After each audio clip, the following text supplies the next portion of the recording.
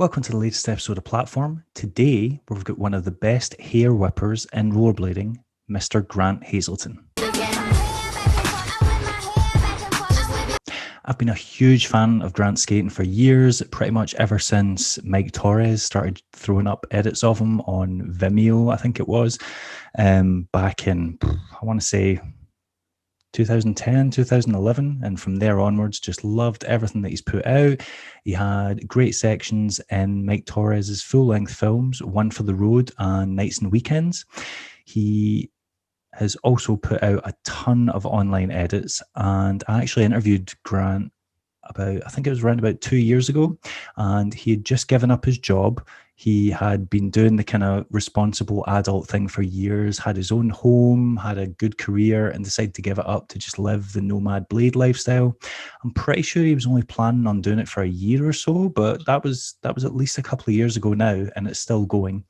We were meant to do this podcast, I want to say quite a few months ago now, maybe the start of the year, but he wanted to hold off because he had an announcement. I thought it was going to be a pro frame for Celtic because that's his frame sponsor. Turns out it was actually a pro skate for Roces, which has just been announced, which is awesome, and I'm really happy for him. But I'm also quite surprised because when we last spoke, he thought that he had no chance of ever getting onto the Roces pro team and that he'd kind of shot himself in the foot in that regard, because I think he mentioned that he just kind of had no desire to go pro. So I want to talk to him about that, what changed, how the pro skate came about. He's also been injured for the past few months. I think he had to have reconstructive knee surgery or some kind of knee surgery. So he's not been skating recently, which is unfortunate because he's not been able to film a promo for the skate. But a lot's been happening in his life. He has been all over the world with Roces, attending competitions, going to loads of domestic and international events. So I think we'll have a lot to catch up on. Before that, though, cue the music.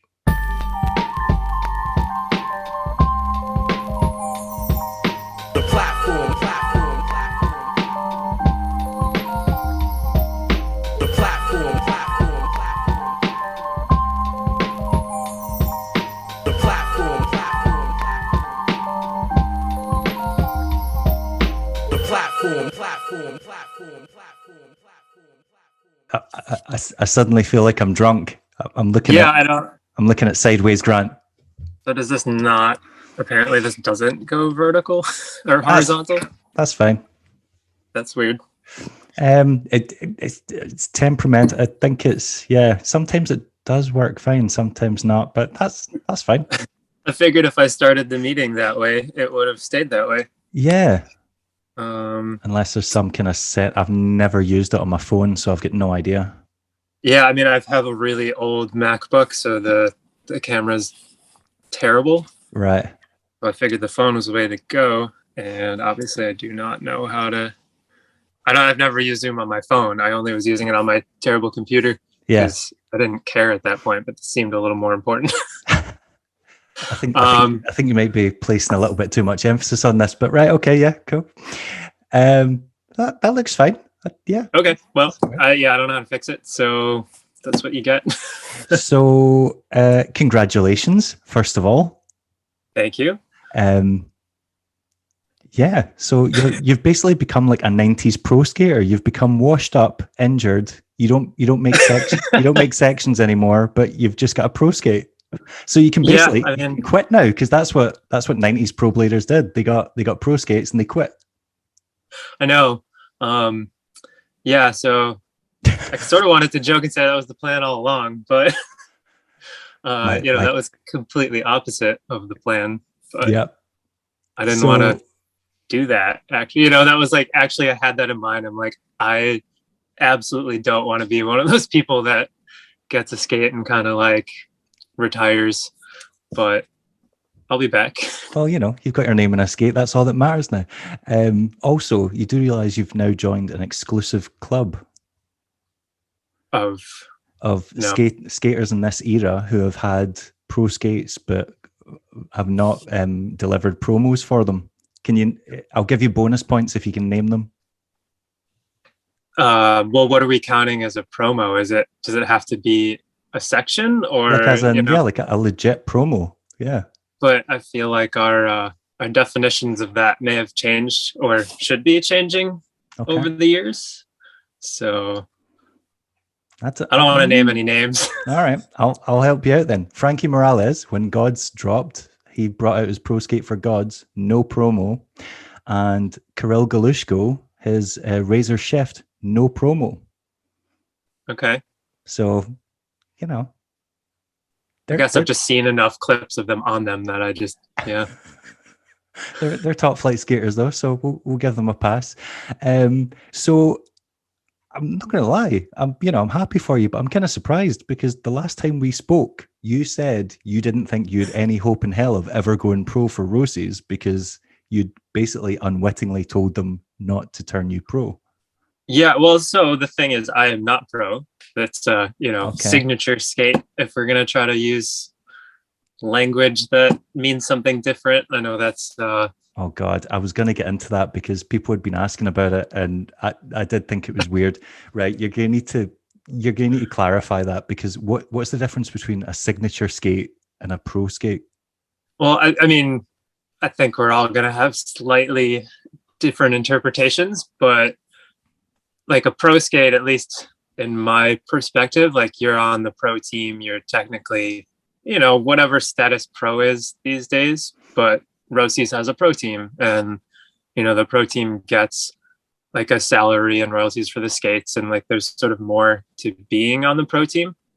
And then you've got the ambassadors, which it's sort of a do what you will with it as an ambassador. Like, the expectations are pretty like low, I guess, in a way, but it's like they want to be able to reward those of us that work hard and have it be a more variable definition, I guess, sort of like other sports that, I don't know, you see someone as an ambassador to a brand, it doesn't quite mean the same thing as we see in rollerblading.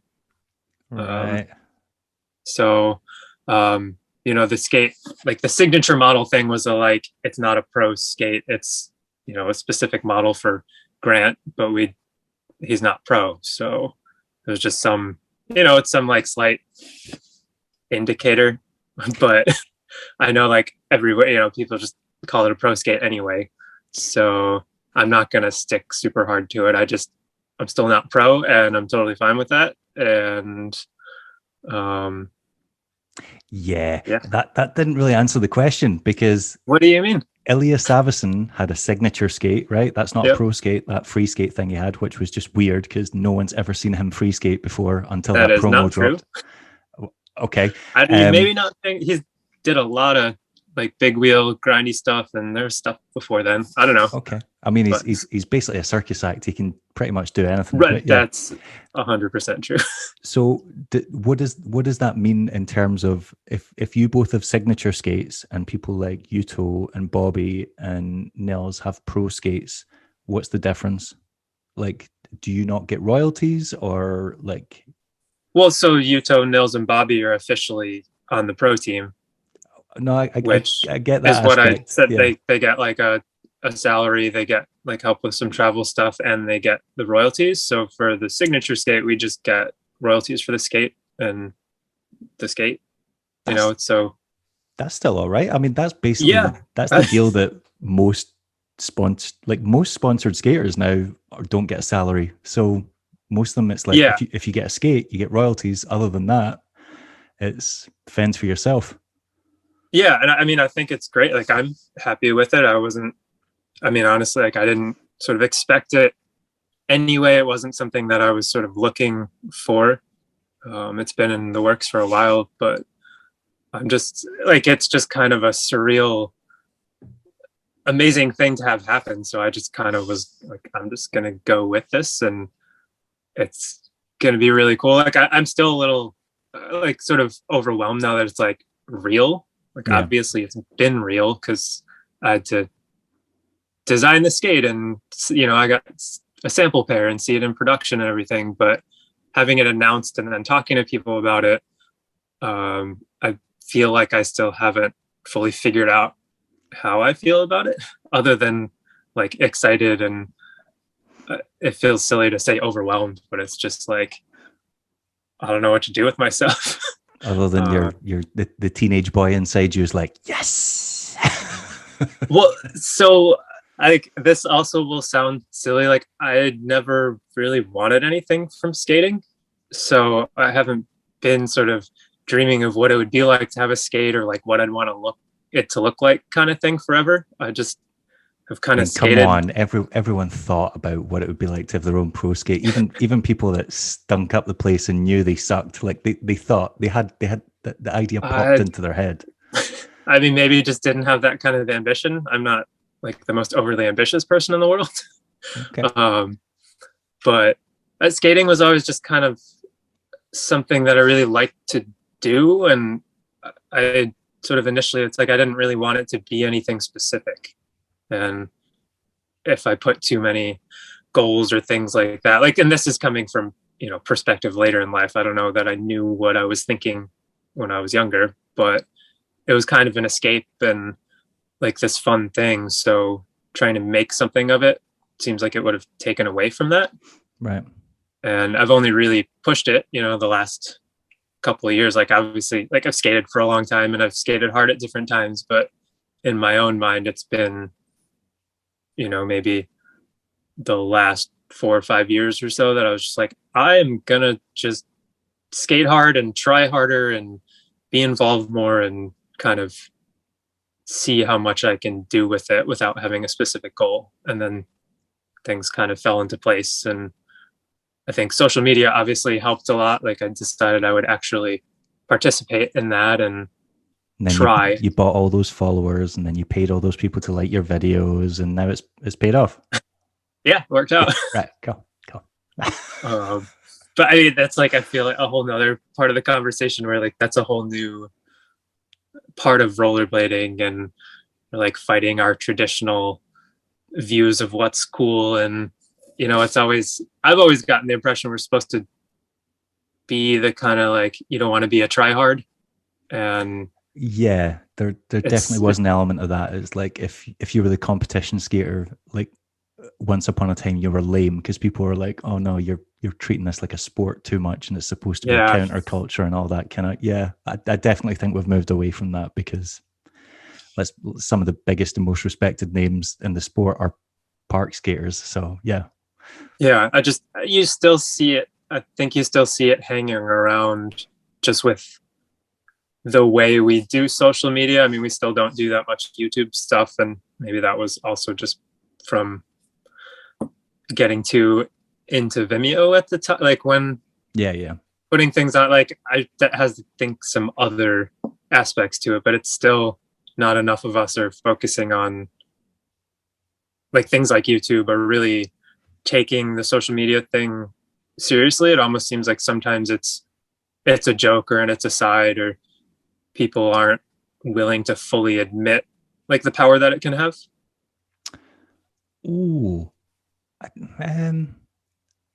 don't. Not that there aren't people that do it. Yeah, but I don't even know that it's that. I just think that like I've seen this regularly come up on social media and like Facebook groups and stuff like that, and people are like, God, if this skater had a YouTube channel, I'd subscribe to it, and if they had a Patreon, and you're like, yeah, but just because you're a great skater doesn't mean you want to put yourself out there like that, and doesn't mean you want to be that accessible. And there's definitely rollerbladers that just do not feel, and you can tell they do not feel comfortable speaking in front of a camera or letting people into their personality that much. They just want to be known for their skating, and that's it. So those people couldn't, like, what are they going to put up on their YouTube channel? Just the clips that they put up on Instagram, and they might be epic clips and they might get loads of views, but I just think some of the best skaters we've ever had throughout the years, yes, there's been some big personalities, but for every big personality, there's been 10 skaters that just want to be left alone and just want to kill it on skate. Just skate and do their thing. Yeah. I totally agree. I see that too. And obviously that turns back around to our, I guess, a little bit of conversation, like what really is a pro these days. There's so many aspects to our sport and we don't have that like strict like there isn't a strict hierarchy, I don't think, Yeah, anymore. Like things are pretty more variable than they used to be. And there are those people that are just so good, it doesn't matter as long as they skate, like, you know, they can be pro and they can have a following and everything. And then there's a whole nother group of people that it's like, you need to do more than skate. I feel yeah, like the middle ground of what a professional rollerblader is like a lot more varied these days. It's about like character and engagement and personality more. Well, not more, but just it can be as important as your yeah. ability to skate. And as long as you're good enough and you can connect with people like that, that's important now too. And I think we need just as much of that as the people who are just super amazingly good. Um, Yeah, I agree. I think my definition of a pro is someone who people like, someone who will sell product. That's my, like, you can have, I think the difference between a pro skater and a great skater is a great skater, people will watch their sections and go, oh, that was incredible. That guy's amazing. But they'll bring out a pro skate or a pro wheel or a pro frame and it won't sell because they're just not, they can be an amazing athlete and they can be technically brilliant, but they just don't inspire that loyalty or that, like, you know, they just don't do it for the consumer. And right. there's been countless skaters over the years that have produced phenomenal sections and done tricks that no one else can do, and then their pro products come out and it's tanked. Yeah, that's true. And I mean, I see that as there's also maybe a level of, there needs to be some relatability, I think, for people. You want to potentially buy their product because you see something of yourself in that person.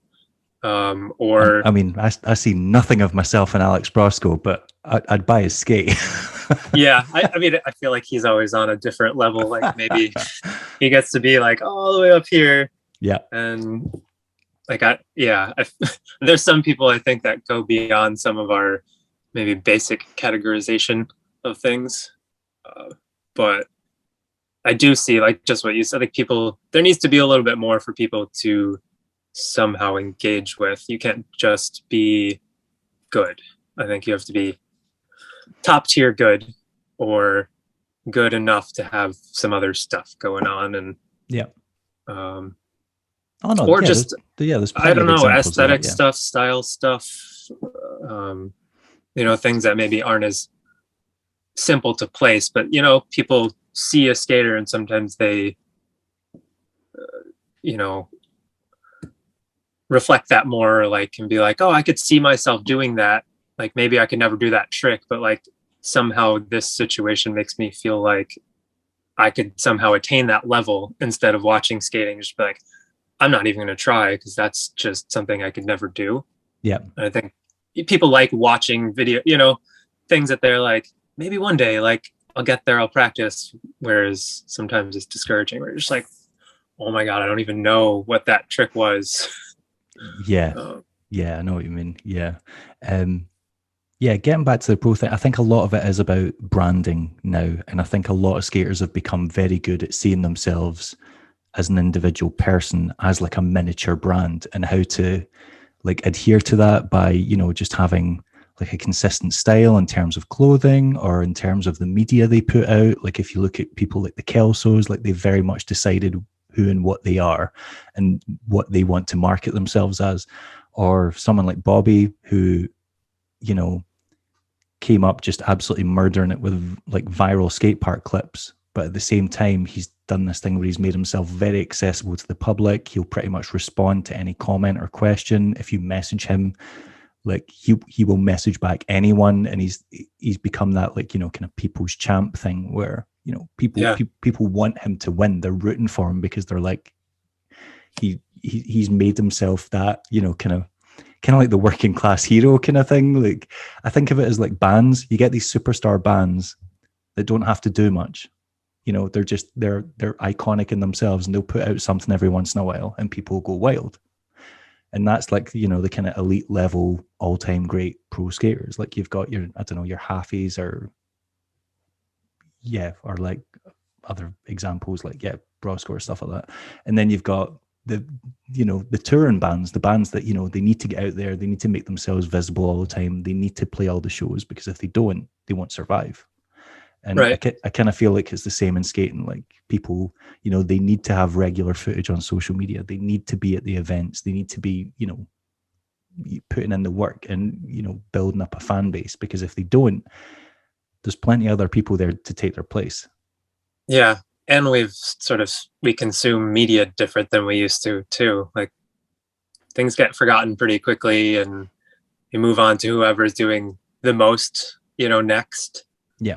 It's not as, you don't put out one section and have that carry you through like a year or something anymore. I mean, I think from time to time it still happens when it's just like really impressive. Yeah. But it's not the norm. And as much as like, it's kind of, I feel like I've mixed feelings about it, because I've been skating for, I don't know, 23, 24 years or something. So, kind of come through it all. And if anything, I got more involved as I got older, which sort of seems to be the opposite of things. But it's interesting to have, that history where you're expecting sections and stuff. And it's like, I notice myself sort of changing my perception of what is expected and what's good. And, even just filming stuff, where we're trying to adapt to social media, where you get sort of, I don't know, it's odd to film a skating clip vertically on your phone when for quite some time we were all still trying to make it look like it was a camera.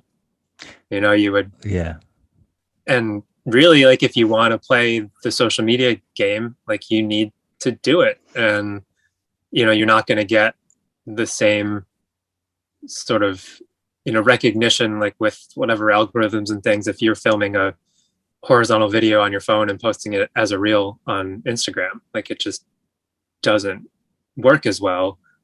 But we still have, there's just still sort of traditional things I see poking around, or talking to people who are closer to my age, that, like, I'm trying to stay as current as I can and pay attention, and talk to other people in sort of my era that maybe aren't as involved or just don't care. And it's like, there is a real kind of divide between trying to stay to whatever skating media roots we have. Yeah. Versus. Oh yeah, definitely. But well, it's like anything in life, like whatever new iteration there is rebels against what was there before. And the new generation is like, I am going to build up a bank of clips and I'm going to drip feed them onto social media so that people think I'm constantly present. And it might even all be at the same skate park or the same street spots or whatever. But the fact is, they're just constantly there. And it's quite funny what you mentioned about social media, because I've just got round to Reels because I'm ancient and don't understand social media. And now Instagram have changed the goalposts again. And now you can put wide videos as normal posts again. And I'm like, why? Why get me to figure this out just to change it back? Don't toy with me like that. That's not like, so. Yeah. I mean, and this whole injury thing is putting me a little further out of touch. Like, I feel like I've had my own, I always try to do what I think feels right and like represents myself the way I want to be seen. But at least, plays along enough to be current, I guess. And this whole injury thing, like, taking me out, like, it's been like 4.5 months now, I think, since I initially fell. And it's been sort of weird. Like, I'm going through old footage and stuff and be like, yeah, I didn't post this a couple months ago because, like, it just wasn't quite right for what I felt like. But now I don't want to just disappear. All right, okay. So you were like, yeah, this isn't good enough. I'm not putting this online. You're like, oh, I'm running a little bit thin on the ground with this footage.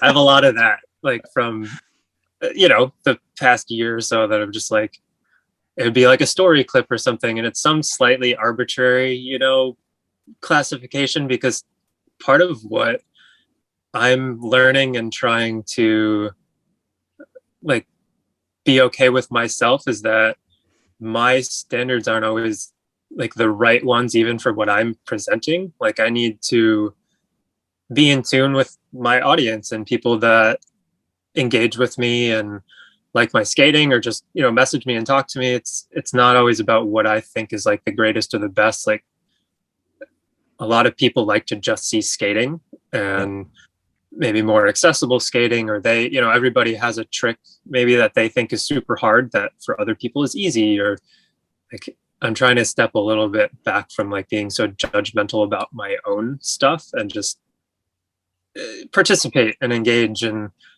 you know, let other people have their own opinions. That I'm not trying to tell them what their opinion is by some presentation. Yeah. I know what you mean. Yeah. Because it's a weird balance. Yeah. Especially since sort of, I don't know, I feel like my skate style and stuff maturing in Rochester, where we had a very solid crew of really good skaters that were pretty specific about what was good or not. And I mean, that's the same for every scene's got their.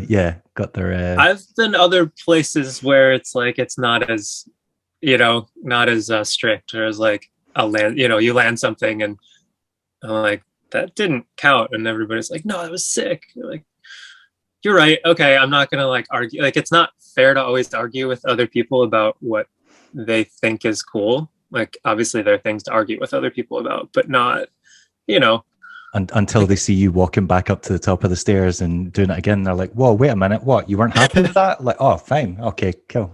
Yeah, and then you get hurt because you tried it 3 more times even though one of them was good enough. Yeah, but I mean, that's part of the fun. I don't know, I think some of that's part of the fun too. Like, you have a vision of what you think it should look like, and then also what it feels like. You know, you'll land a trick sometimes and it just doesn't feel the way you wanted it to, even if it looked good. You're like, no, I got to do that again. I want it to feel complete in my mind. And it's, you know, or it goes the other way and you're like, yeah, I think that was it. And then you see the footage and you're like, that's so disappointing. Like, what is, okay, right. Cool. Yeah, I hate that. So that's the worst. You go home or something and you review the footage later. Oh no. You're like, God, I thought that was going to be so graceful, and that's not working at all. Yeah. I'm more familiar with the second feeling. But it's basically impossible to predict what people like on social media as well, because there's been times where, we've been totally, like, it doesn't even matter if they like it or not. It just happens to be timing and a keyword that you got right, or a hashtag that was like trending at the time. Like, there's just so many little pieces that I've been very surprised sometimes by what, you know, gets views and engagement. I'm just like, that wasn't great. That was just sort of a throwaway. But then, you know, you work really hard on something and think it's awesome, and it just goes nowhere.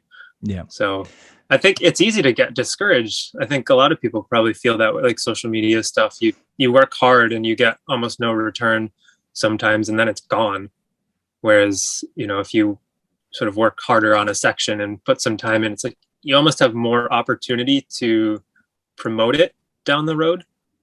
You know, if you make a section, you can put it on YouTube and it's there, it's searchable.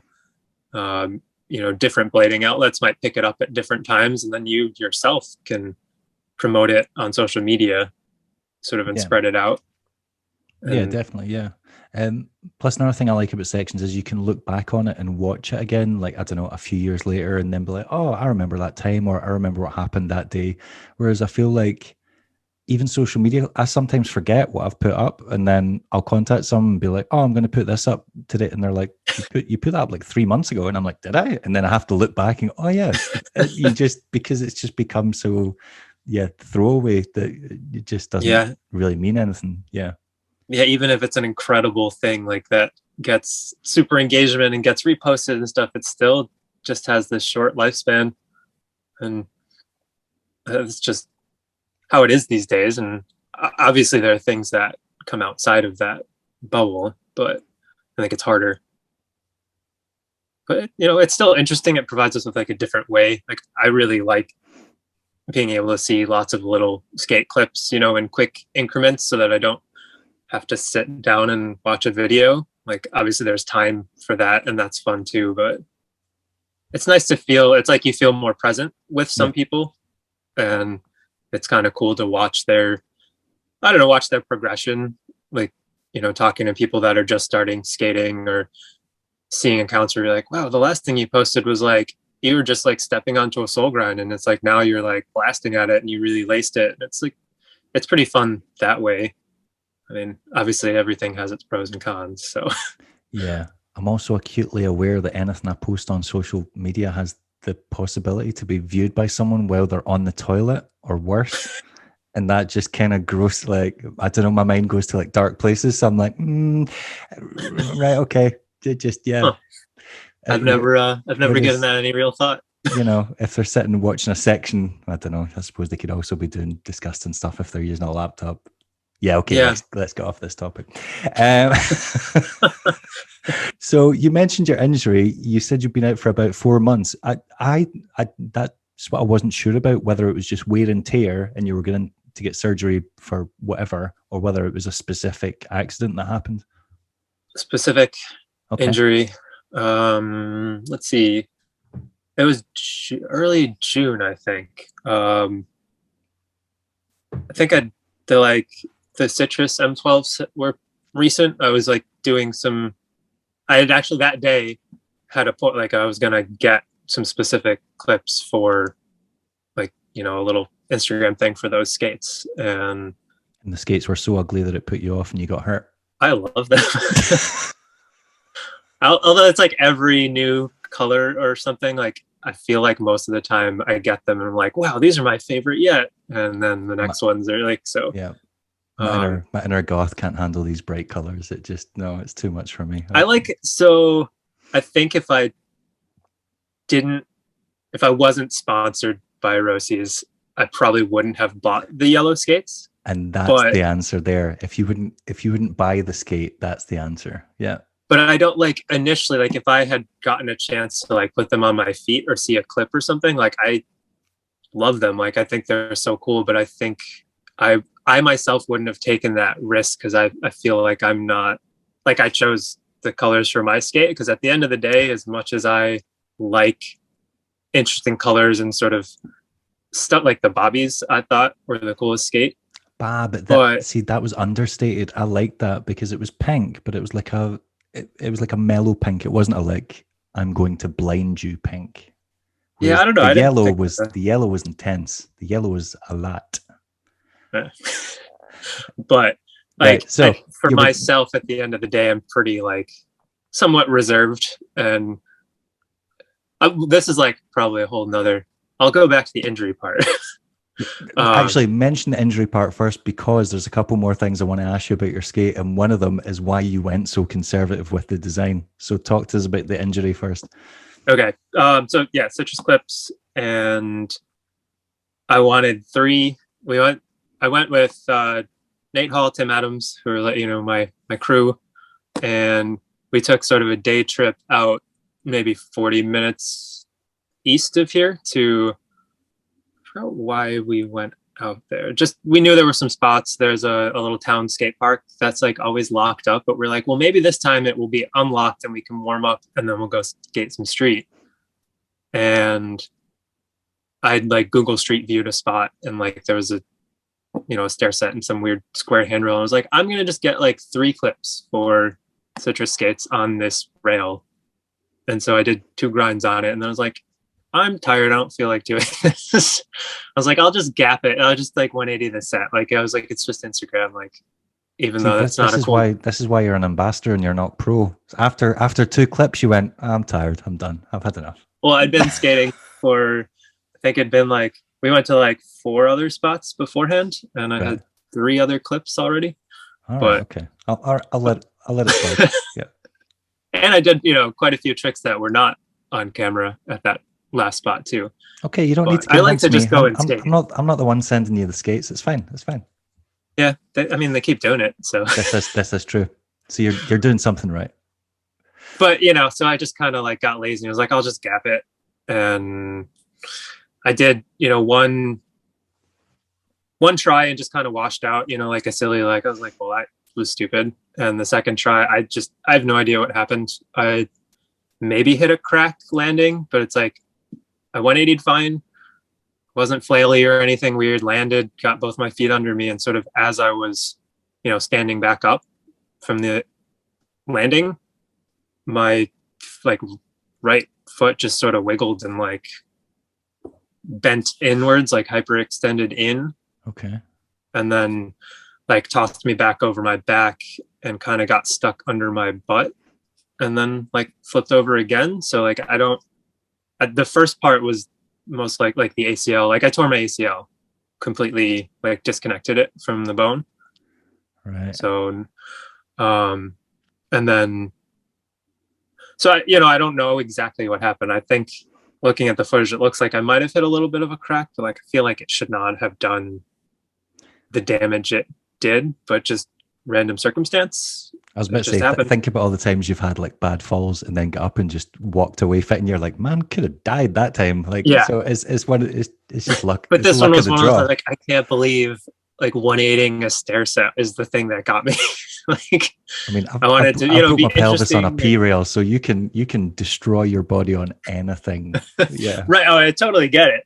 I just like sort of disappointed that of all the things, like, or it was a gnarly fall, maybe that you're like, you knew you're going down. Yeah. And so it was just kind of disappointing, but I knew it was like as soon as you hit the ground and were like, oh, did you know it was bad, or did you think, oh, that hurt a bit, and it just didn't? It was worse than anything I've done before. I haven't gotten injured too much.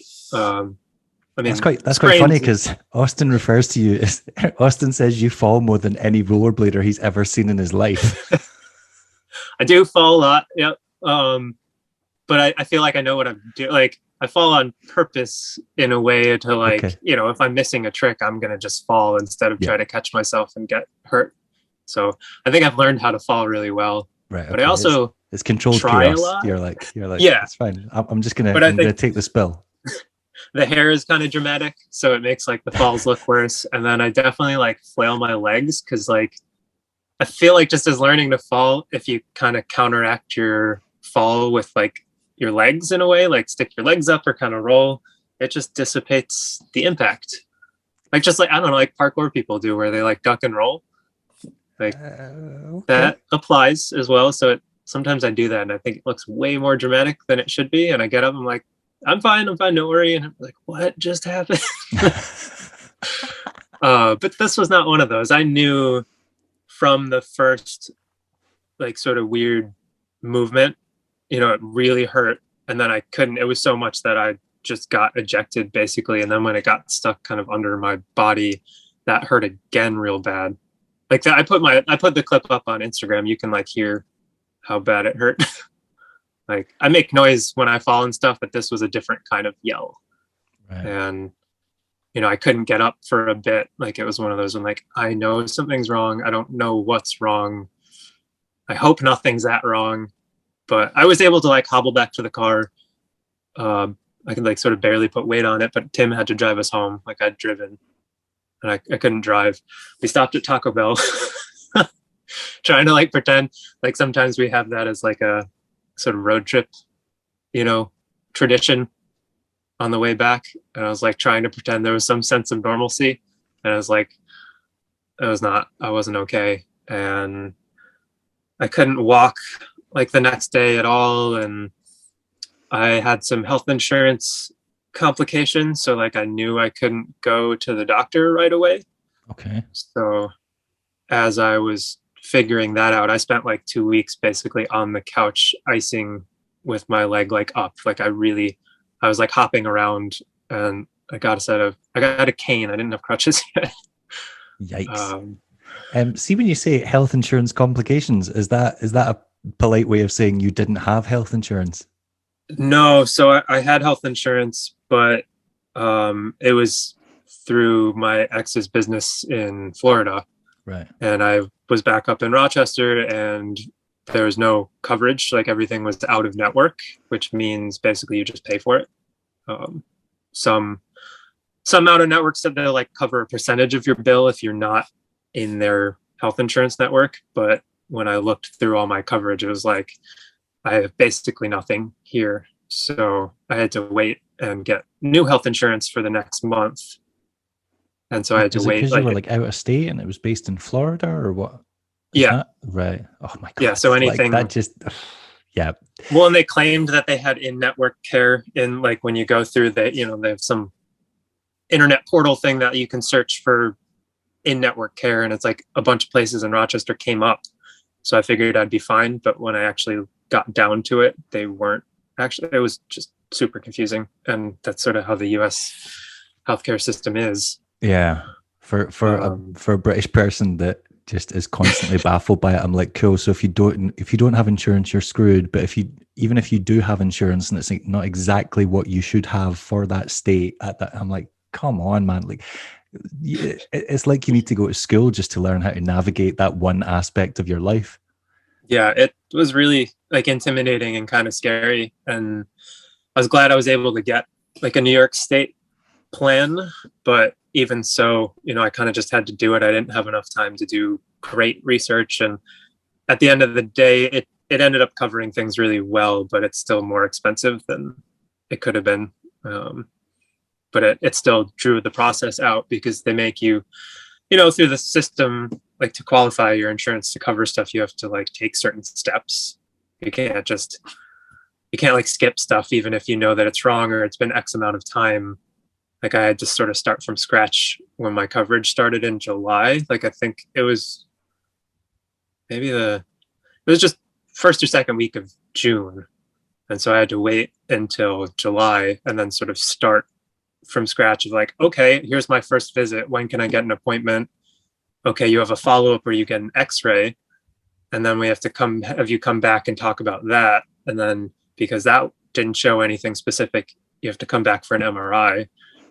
And then you're like, what do you mean it didn't show anything specific? Well, I can't walk on it. Right. And like, I'm obviously injured, but you know, they explain it and it makes sense. Like, the x-ray, even if there's nothing broken, they still need to check for bone fragments and stuff so like, it's still good, but they're ruling out certain things along the way. But it's also like, as the consumer, you're just like, can we just do both of them right now? They're like, no, you have to do this one first for the insurance company. And then once it proves that you have to do the next one, then they'll do it. And it took 2.5 months before I could get surgery.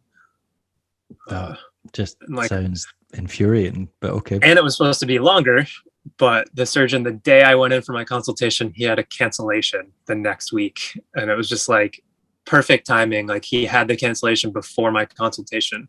I was just like, hey, we have a cancellation next week. Like, can you do it? Because otherwise it's going to be another month. So you're like, I will be here anytime you need me to be here. Yeah, that's exactly what I So I just sitting, like, I lost so much, you know, muscle and strength. Like, even though I started some physical therapy before my surgery, it just, you know, it couldn't be a lot. Yeah. And I'm sort of, you know, further back than I'd have to, like, I have to work up more than I'd have to if I had been able to get treated sooner. But so you get injured I'm guessing if you started the plan in June, you get injured in May, or was it before that? No, it was June. July was when I started my. Yeah. So that's not been that long then, because you got surgery. How long ago was surgery? Like a month ago or something like that? It's been 8 weeks. Was yesterday. Couple of months then. Okay. Yeah. So, you know, the turnaround from it happening to getting on you know, you're all healed up and now starting to build the strength back in it. So it's not been that long. Oh, it feels like a long time. You were like, I was living the nomadic blading lifestyle, and now it's all just abruptly come to an end. Yeah, and it like started right back up. Like, as soon as sort of things were happening, I went to DCO, and you know, it was like, cool, I'm on the circuit again. I knew the skate thing was happening, so I had all sorts of plans.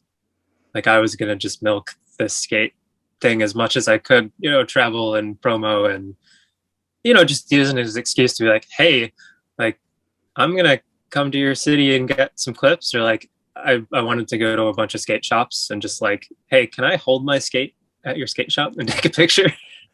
Like, just, you know, stuff like, just really lean into it and enjoy it. And film like, I have, you know, a folder on my phone of, I don't know, 50, 60 spots that I was like, some that I've been saving for a while, that I was kind of excited to finally do a trick on that I've been thinking about. And I was really excited to have a reason to really put some work into something beyond an Instagram clip.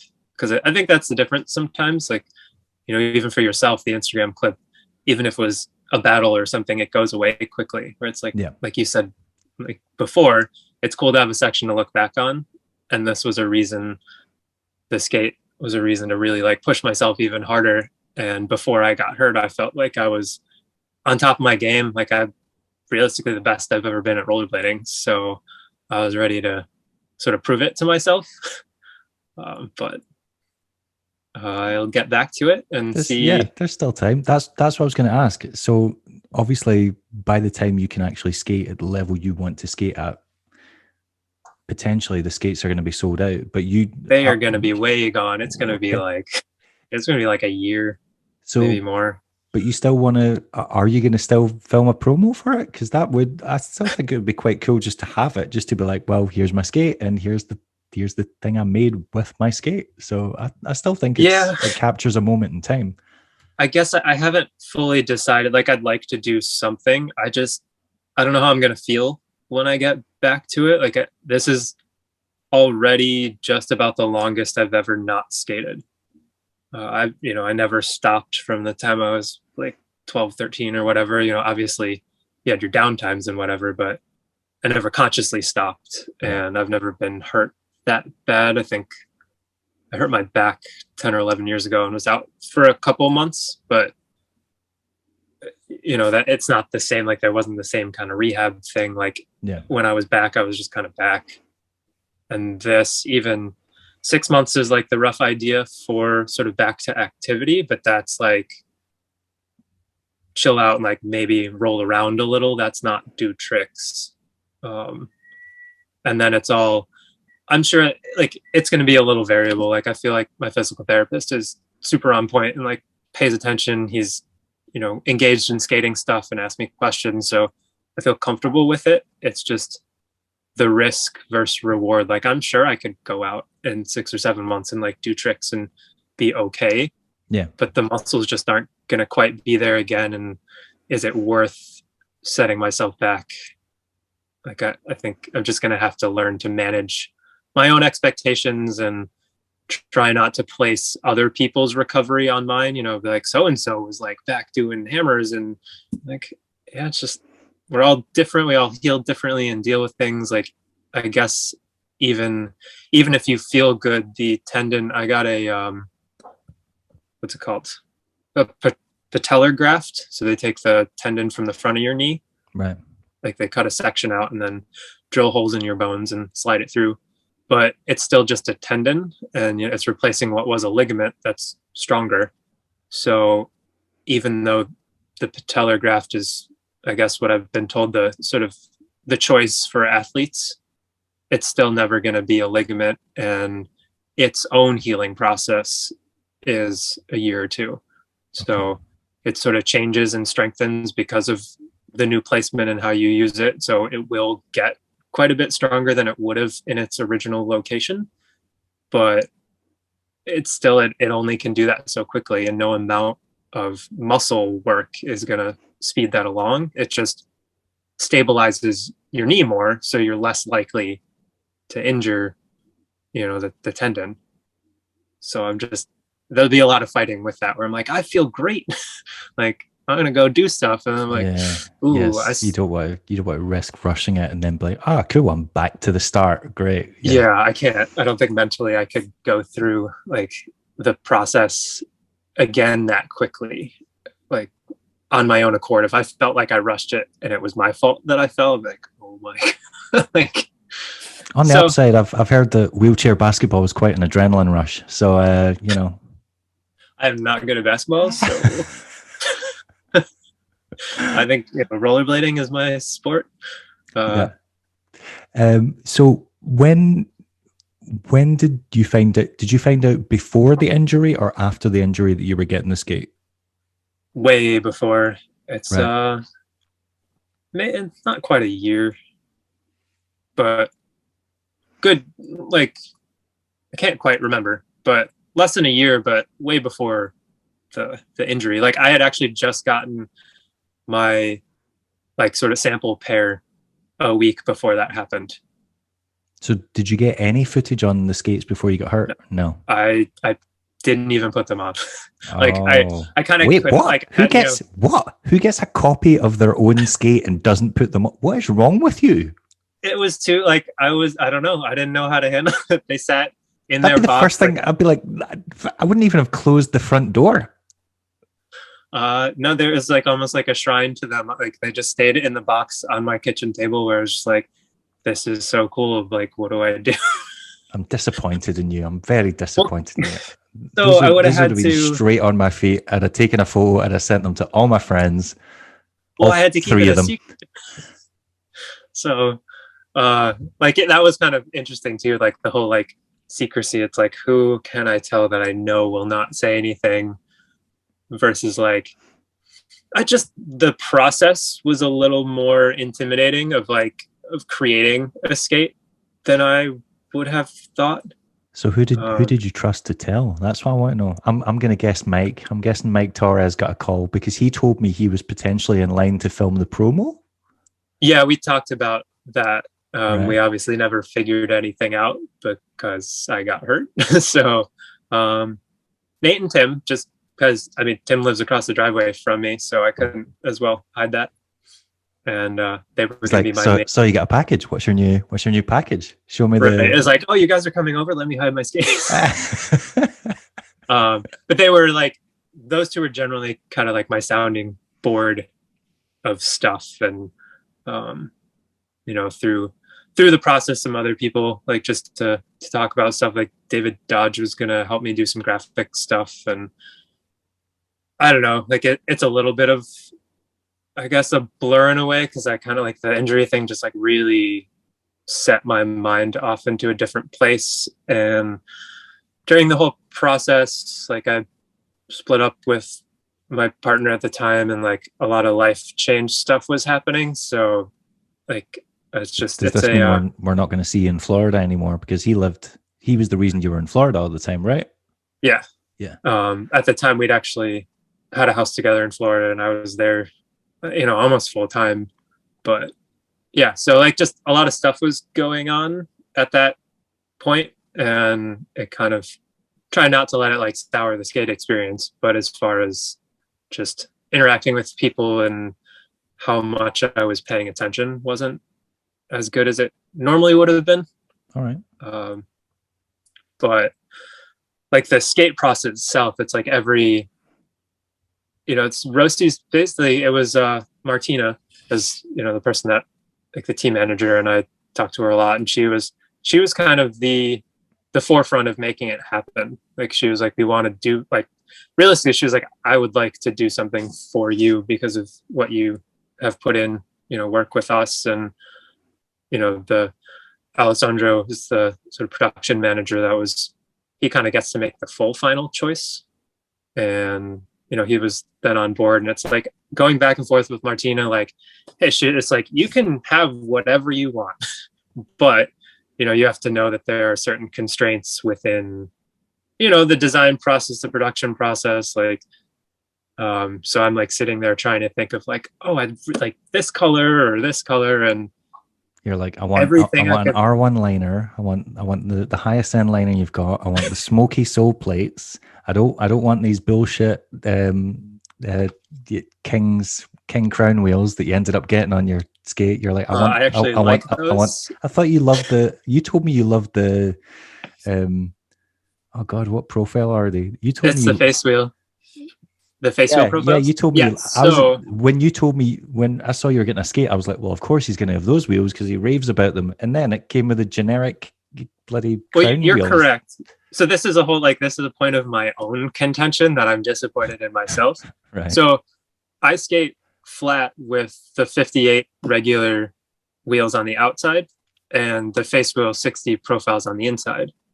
And so it's like a tiny bit of rocker, which feels that sounds horrible, but okay. By the way, okay. It's not like a wizard, but coming from doing big wheel wizard stuff, moving to just flat felt sticky.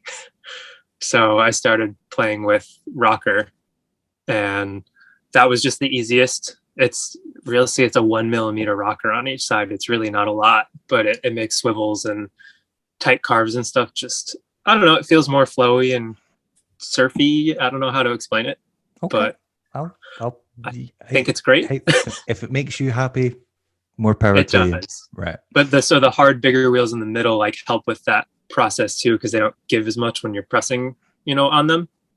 And then the 58 on the outside are a little more grip. And I just have come to really like that setup. So when we were talking about all that, I'm like, oh yeah, like the 58's on the outside. And then I was like, well, we sort of decided together, like me and Martina was like, we can't put 60s on the inside and like sell this to people.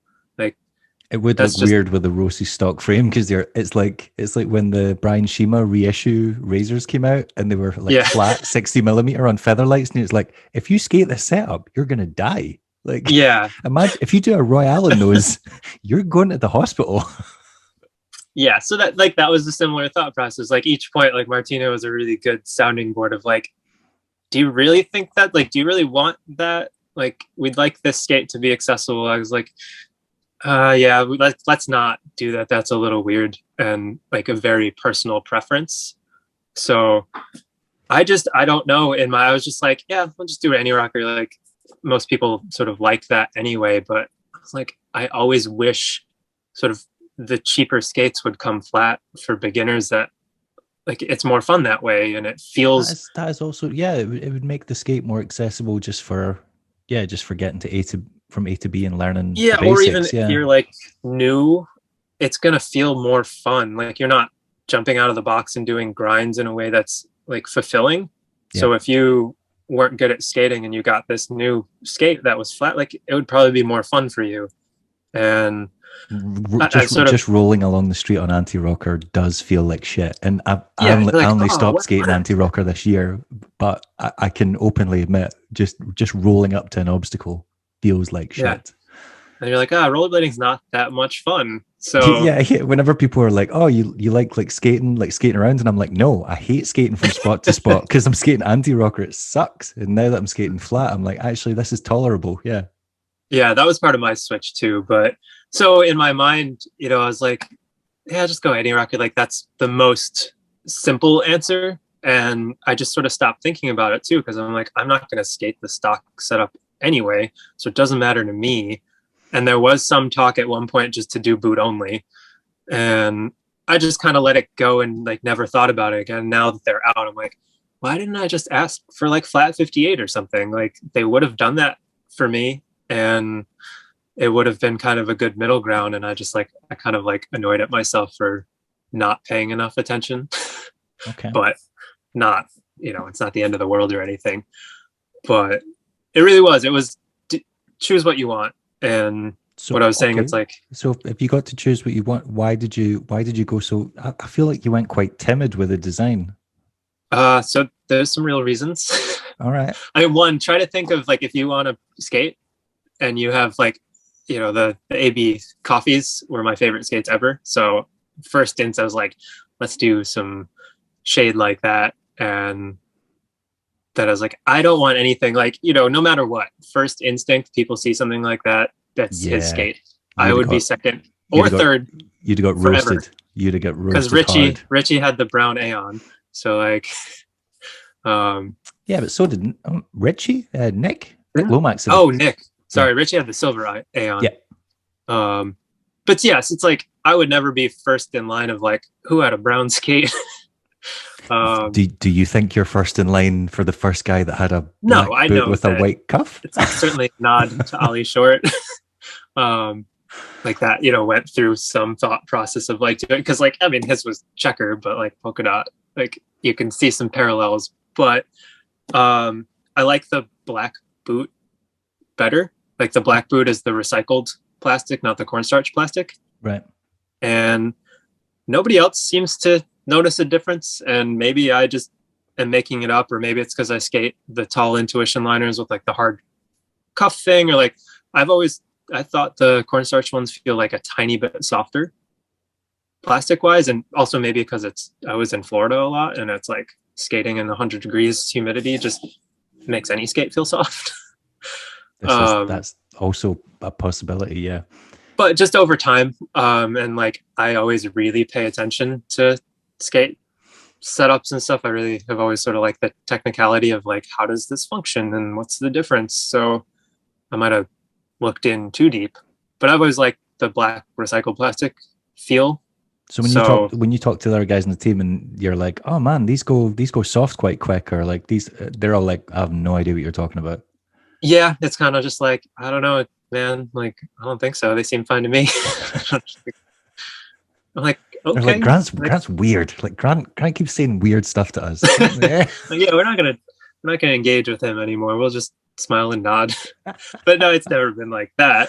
But I think also, I know the other guys skate either the RL1s or the stock liners, and I could see the taller, harder intuition, like maybe creating a different leverage point, and just adjusting the way the skate feels, or even just how the liner fits in the boot. Right. Like there's all differences. I've tried not to go too deep into it, but but that was just, I was like, why not? If I have a preference, like kind of go for it. And then at certain production numbers, they wouldn't have matched a color for the sole plate, because like the sole plate, the cuff, and the boot are all different plastic, and they have to do some experimenting to color match and get them all the same. So that process takes some time. You would think they would have that dialed down for black on black. Oh no, not for black on black, but I mean like the choice of like, why did you go kind of tame was like, right, okay. Oh, sorry, yeah, got you now. Right, so if you did decide to do that, it would have been a longer like process. A new color. Yeah. I mean, they had a whole rack of like kind of existing colors that maybe they didn't use or they tested with, that they're like, you could choose from here and it'd be faster, easier. But so production numbers, they also, the sole plates are a different like production number than boots. So at a certain number of skates, they wouldn't color match the soles because it, the overlap wouldn't kind of be worth it. They'd have, I didn't ask for numbers and stuff, but I've heard it before.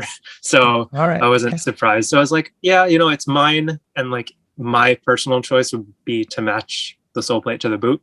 So I was kind of like, okay, like I'm going to go sort of simple and classic in a way. And I think at the end of the day, it's something more that I myself would pick out to skate than like a more colorful thing where I know that I would think it was cool, but I don't know that I would pick that skate up like off the shelf. Just, I don't think I'm that. I think on my own, I'm a little like not so adventurous. Just your way you're saying you're admitting to being a bit basic. Is that what you're saying, Grant? So sure. As soon as I saw it, I was like, it just looks like a kind of like 90s pro USD kind of colorway. It's like white cuff, black boot. So what inspired the polka dot and the red love heart in the back? The polka dot, it was something I thought about for a long time, and I wanted a polka dot cuff, but like that's not gonna happen. Like we're not gonna apply like vinyl graphic or something to every cuff by hand, or like there's no simple way to do that with the way the skates get produced. Yeah. So and it's going to come straight off anyway. So let's be honest, a couple of falls and I don't know, the graphics seem like they stay on, the cuff graphics, but they're not really in a place that gets beat up. I was about to say who falls on the back? Yeah, like the like the back. You'd be of surprised. I've certainly done that. Some of mine are pretty torn up back there, but that's probably just flailing around. So yeah, the polka dot was just I have like 3 or 4 polka dot button ups, and I can't right. So I knew you were going to be dressed. I was like, Grant doesn't wear t-shirts. He always wears a short sleeve shirt. So I wore a short sleeve shirt. Was there any recognition? No. You know what? It's fine. I put in the effort. I got dressed up for you. No appreciation. So, it's fine. I can't see you that well. My light is straight in my eyes. Like I can barely see myself. But now that you've done that, I can thank you. All right, that's fine. And it's actually really, it looks like one of those like optical illusions at the back, because you've got that perfect line above your head, and then there's like the lighting behind it. And there's been a few times during the chat where I'm like, getting like bleary eyed just because there's just all these like stimulus coming from behind you. Yeah, it's quite funny. I tried without those. It was very dark. So sorry. So what's with Love Heart in the back then? So that was also, like going back and forth with Martina, like talking about just what I wanted. And, at one point she's like, so what's your logo going to be? And I was like, I don't know. Like, what's my logo going to be? Like, what do you guys think? Or like, do you have something planned for me? Because how do you give yourself a logo? Because Nels has got that kind of like like sci-fi. It's like a triangle. Yeah, kind of thing going on. Yeah, that's fair enough. Yeah. And I know, I believe Marco helped, like, did those, and he sent some like kind of sample stuff, but that was after like I'd gone through some stuff myself, and like at one point I was like, can we put my face on it, sort of like the Ollie Short cuff? I mean, his was like a zombie Ollie Short, but I was like, let's do that. Like I don't know, and that was kind of like no, that's a little weird, like let's not do that. Like from different, like that was something I talked to like some people about, where it's like, how would you feel about somebody's face on their skate? And they're like, I got mixed reviews. I suppose, because then you think back to like the Salomon days when Vinnie Minton's face was like on a cuff, and so was Chaz Sands, and yeah, that didn't really age well. Yeah, so I got talked out of it, which is fine. Like at the end of the day, I'm like, yeah, that was probably the right choice. But so I was like, what's the simplest thing? I'm like, how about a heart? Like, it can just like mean kind of anything as far as like passion and love, and like it kind of, if you were to step back and try to like overthink it, it's like, it seems appropriate to me. Like skating is so important and just been a huge part of my life for so long. And then the skate in a way from Roces was a bit of a recognition and a thank you. And like kind of, we really appreciate you. So I thought it seemed right, and it feels good to me, and it's simple. But now that you can't promote it, you're going to be sacked within the next 6 months. So it was a recognition of your loyalty to the brand and a farewell at the same time. Right, now that I'm old and I couldn't actually put out a section, they're like, this is exactly what we expected of you. How long have you've been writing for Roces for like quite a while now, right? Like it's been three. Yeah, 3 years maybe, or coming up on 3 years. Like honestly, I think with everybody else, that whole year of COVID quarantine just completely ruined our timeline of how far, like when things happen. Because I'm like, oh yeah, that was pretty recent. I'm like, nope, that was a year and a half ago. So I have definitely fighting with that a little bit, but I think it was 3 years in like June maybe, or July. Because when was the last time when did we do your interview? That was a couple of years ago at least. Right, 2019. Yeah, I think. And that I'd already been on for a little bit. So I think it was maybe like summery 2018 was when I got on, because it was soon after, Valo ended and Roces was sort of like rejoining a team, and I felt, like it's sort of good timing for me. And I had just, I'd been sort of pushing myself in exposure and doing stuff at that point. So it was like, just, I think, good timing overall. And then, you killed off the other skaters that were trying to make it. So you sabotaged Chad Hornish's career. So he didn't make it, and he had to find another sponsor. We know all about your dirty tricks, Grant. We know what you did. You're very vindictive. That's what I'll say, right? I feel like it didn't help that much. If I was going to do it, I could have done it better. Are you trying to say in some backhanded way that I don't deserve this? No. Okay, I was joking. I was 100% joking. There was no. I see. I mean, we don't know how the rumors. Oh no, I'm just here to start the rumors. I'm here to start it. So yeah. So we know how they go. I heard I think 2 or 3 sort of rumors floating around, like this skate was supposed to be Levy's, and so that was kind of funny to hear. Okay. Like if you want to, do that kind of thing, like obviously you can make anything true, but yeah, skate rumors are definitely an interesting time. I think it's kind of cool. Like fun in a way, but like sometimes they get out of hand, which I don't think there's any in this circumstance that are out of hand or anything. But plus 2 points. Levy's already had a pro skate, so back off. Yeah, He's had, in fact, I'm pretty sure true. He had 2 with Adapt. He did. And let's be honest, he's on a team that very much matches him more now than Roces did. Roces was a weird choice for Levy. He didn't like he didn't really fit in with the rest of the lineup. It was I don't know. I don't know that I like feel like there's too strict of a specific. I don't mean in terms of getting on with anyone or stuff. I just mean like Mesmer now has a very like specific image. It very much seems like SSM point like version. Yeah, 2. You're right. He fits really well, and like I mean, he's incredible. I think this maybe is something sort of part of the whole like talk of pro and sponsored and like all that stuff is like it's what you make of it too sometimes. I mean, he's just incredibly good at skating, and I feel like he's not maybe super interested in promoting himself, and like he's just gonna skate and do what he wants, and he's young, so like he is not interested in promoting himself. So like Kevin made me interview him. Me interview him, and it was one of the most painful experiences of my life. He gave me a 1-word answer to every question, and every question was not a 1-word answer question. It got to the point where Kevin was sitting in the room with him, and Kevin started answering on his behalf. And at the end, I was like, no, this is a waste of time. But it's like you were saying earlier, we do still like there's a place for people that just skate, and like I feel like he could certainly get to a level where his skating, like he's already but like his skating really does. He's incredible skater. Yeah. So with a little more time and like just sort of maturity in the sport, it's like if he keeps up what he's doing, he can certainly hold a place.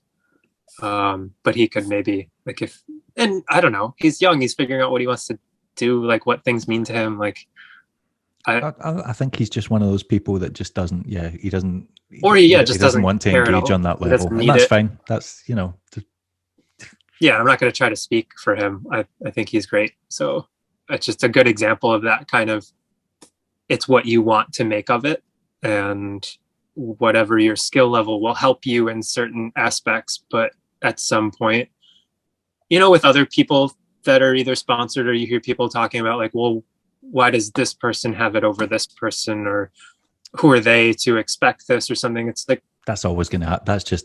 That just seems to be human nature now. It's like, right, like if someone does a trick on a spot that's been famous before, and they're like, well, it's not as good as that person's back in 98, and you're like, cool, so one person's achievement is overshadowed by another's. That's just what we do in life now.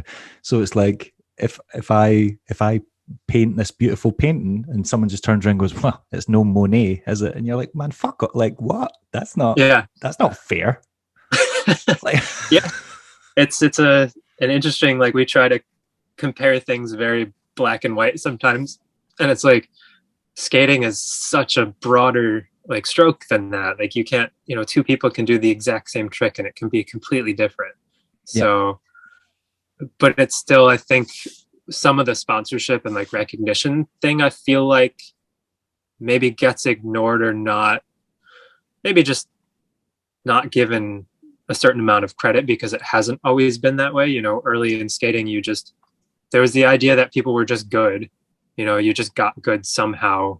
You didn't really recognize the work that went into it, or you just got picked up, like, oh, so-and-so just got like picked up by that sponsor. They just like sort of organically were like, hey dude, be on our team. And I think things in general have changed in a way where like just everything is more, you need to put yourself out there. You have to show intent and kind of like, hey, I would like to be involved with your brand. Like, I want to do this, instead of just sitting back and be like, hey, take care of me because I'm like pretty decent at skating and have some interaction with stuff. And it's like, how would a brand know what your intentions were, that you were worth engaging with? Like, we have such a wide, group of people to choose from, and social media means anybody can put themselves out there. But you have to differentiate yourself a little bit if you're in the middle ground. Like, I think like for myself, I feel like if I hadn't reached out, like I reached out to Roces, but that was after some serious like convincing by some people. That was really weird. Like, and same idea, that was weird to me. I'm like, why would I reach out? Like if somehow they were interested in me, they should just say so. And I'm not going to try. Like, that's not cool. Yeah, but it's the old And saying, like you don't ask, you don't get. So if you right. don't put yourself out there, you're just going to spend the rest of your life wondering if it was ever a possibility. No, it's better to potentially embarrass yourself or make yourself Yeah. uncomfortable and then get something you want out of it. But I think that's a It's like newer asking, I don't know, mentality. it's like asking someone out. Like they could shoot you down and make you feel like shit about yourself, but they could agree to go on a date with you and it could work out. Yeah. Or you know, never know the bad feeling of failure. And you can pretend you're like, oh, well, yeah, I was maybe good enough to be on the team, but I didn't want it. So it's cool that I didn't get it. I think that's an old feeling that we're starting to change a little bit, where like you were saying, people are thinking of themselves more as brands. And if you want to market yourself, like you have to start being okay with self-promotion and putting yourself out there and not maybe always being whatever you think like the cool guy mentality is. Like things are just sort of evolving. And another level to that is for pretty much the whole of the 90s, and I'm going to say the first decade of the 2000s as well, there was the pro skater myth. And the myth is, if it's meant to happen, it will happen. And that was perpetuated by every pro going. And I remember very specifically Josh Petty, of all people, saying, don't try so hard for it. If it's meant to happen, it'll happen. Josh Petty submitted Sponsor Me tapes and showed up to like hoax filming events and skated, like tried to show up the skaters filming in the video. So for him to turn around and tell legions of kids that adore him and think the sun shines out of his ass, well, maybe not in recent years, that if you just wait it out and you're good enough, it will happen. I'm sorry, you lied. Like because you sought that out. You sought it out. You made Sponsor Me tapes. And he's admitted to it in later life, but at the time. Sorry. Apparently, I'm getting a phone call, and okay. So yeah, like I think, and it's what you go back to, like the cool guy mentality and not wanting to seem like you're trying too hard or you're too desperate or you're. I mean, obviously there's a line. Place. There's a line. You can put yourself out there, but just don't.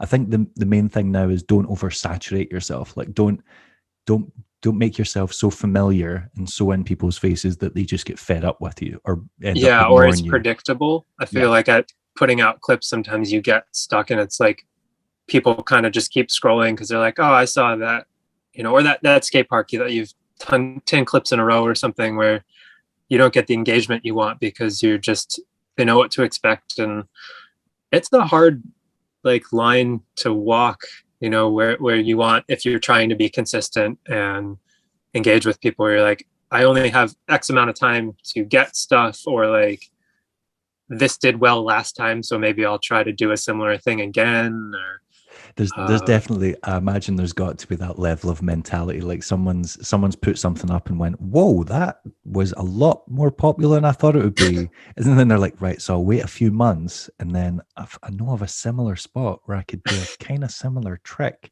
and hopefully it'll get the same level of feedback. And that's when you start getting really cynical, actually. That's when you start getting really cynical about your skating and be like, well, these are the crowd pleasers, so stick to what people like. It's definitely something I, work on. Like the idea, part of what was easier for me to try to do social media stuff is separating like the skating in a way where I'm like, I'm promoting my skating. I'm promoting myself through skating. Like it's slightly removed from me as a person. Like I'm not really upset if somebody like doesn't like my skating, if they're like, that was a dumb trick, or like your style's bad. It's like, okay, like that's fine. Like there's lots of people that would disagree with you, other people that would agree. I'm happy. So that's cool. But sort of it's different when you end up putting yourself in front of it, where, now that I've been injured, like I don't feel like I've done enough that I wanted to try to shift more into like me as a person engaging, but it's intimidating, and it's like it's the hardest thing to do. Like Putting your Yeah. skating out is Even one just thing. like this, doing a podcast Yeah. on video where it's like, I think this feels easier in a way. It's like a one hit, like you have somebody to talk to who's asking you questions, This and is true. Yeah. it's not just like, hey, I'm going to point my camera at me, have a like slightly scripted thing that I'm going to try to do organically, that like I know what I want to say, but without. It's like I've deleted so many that I was like, I'm just going to post this up about, it's some of it's been about like the recovery injury stuff where I'm like, it'd be cool to do this and engage and see, I don't know, like get some support. And I don't know, being injured is a little like isolating. Like most of my life the Definitely, yeah. past Like couple of when, years. yeah, and most of your socialization is through skating, and if you can't skate, then you're instantly semi ostracized. So yeah, And there was COVID stuff, and I haven't been home in Rochester that much over the past couple of years. So a lot of my more sort of periphery social relationships deteriorated. And it's like, it's hard to come back and put those back together while you feel like the injury thing. It's like, I kind of feel vulnerable and like unsure of stuff. Like it's an odd mental place to yeah. be. And then, so even like this, I'm like, oh my God, social outlet. Like I'm probably going to talk way more than maybe you want. Although I There's no, guess that's the point. yeah, But there's no such thing. Yeah, there's never too much. There's only too little. but I Yeah, feel myself in like social settings, I think, and lots of people with having been stuck with quarantine and just sort of distancing ourselves from people and really making like more conscious choices of where we spend our time and who it's with. I'm like, I start talking and I'm like, you're just like, your brain's exploding with all these things you want to share out loud. yeah.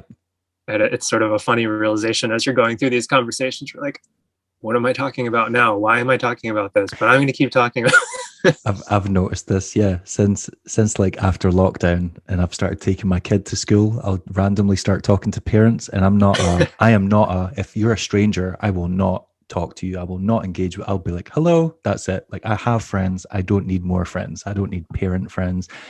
And I've become, since like after lockdown, I've become an oversharer. Like someone will start talking to me and I'll tell them something, and then I'll walk home and I'll be like, why did I just tell that complete stranger that quite personal piece of information? Yeah.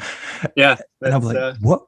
Like the old you would not have done this. What are you doing? Yeah. So I think coronavirus has impacted.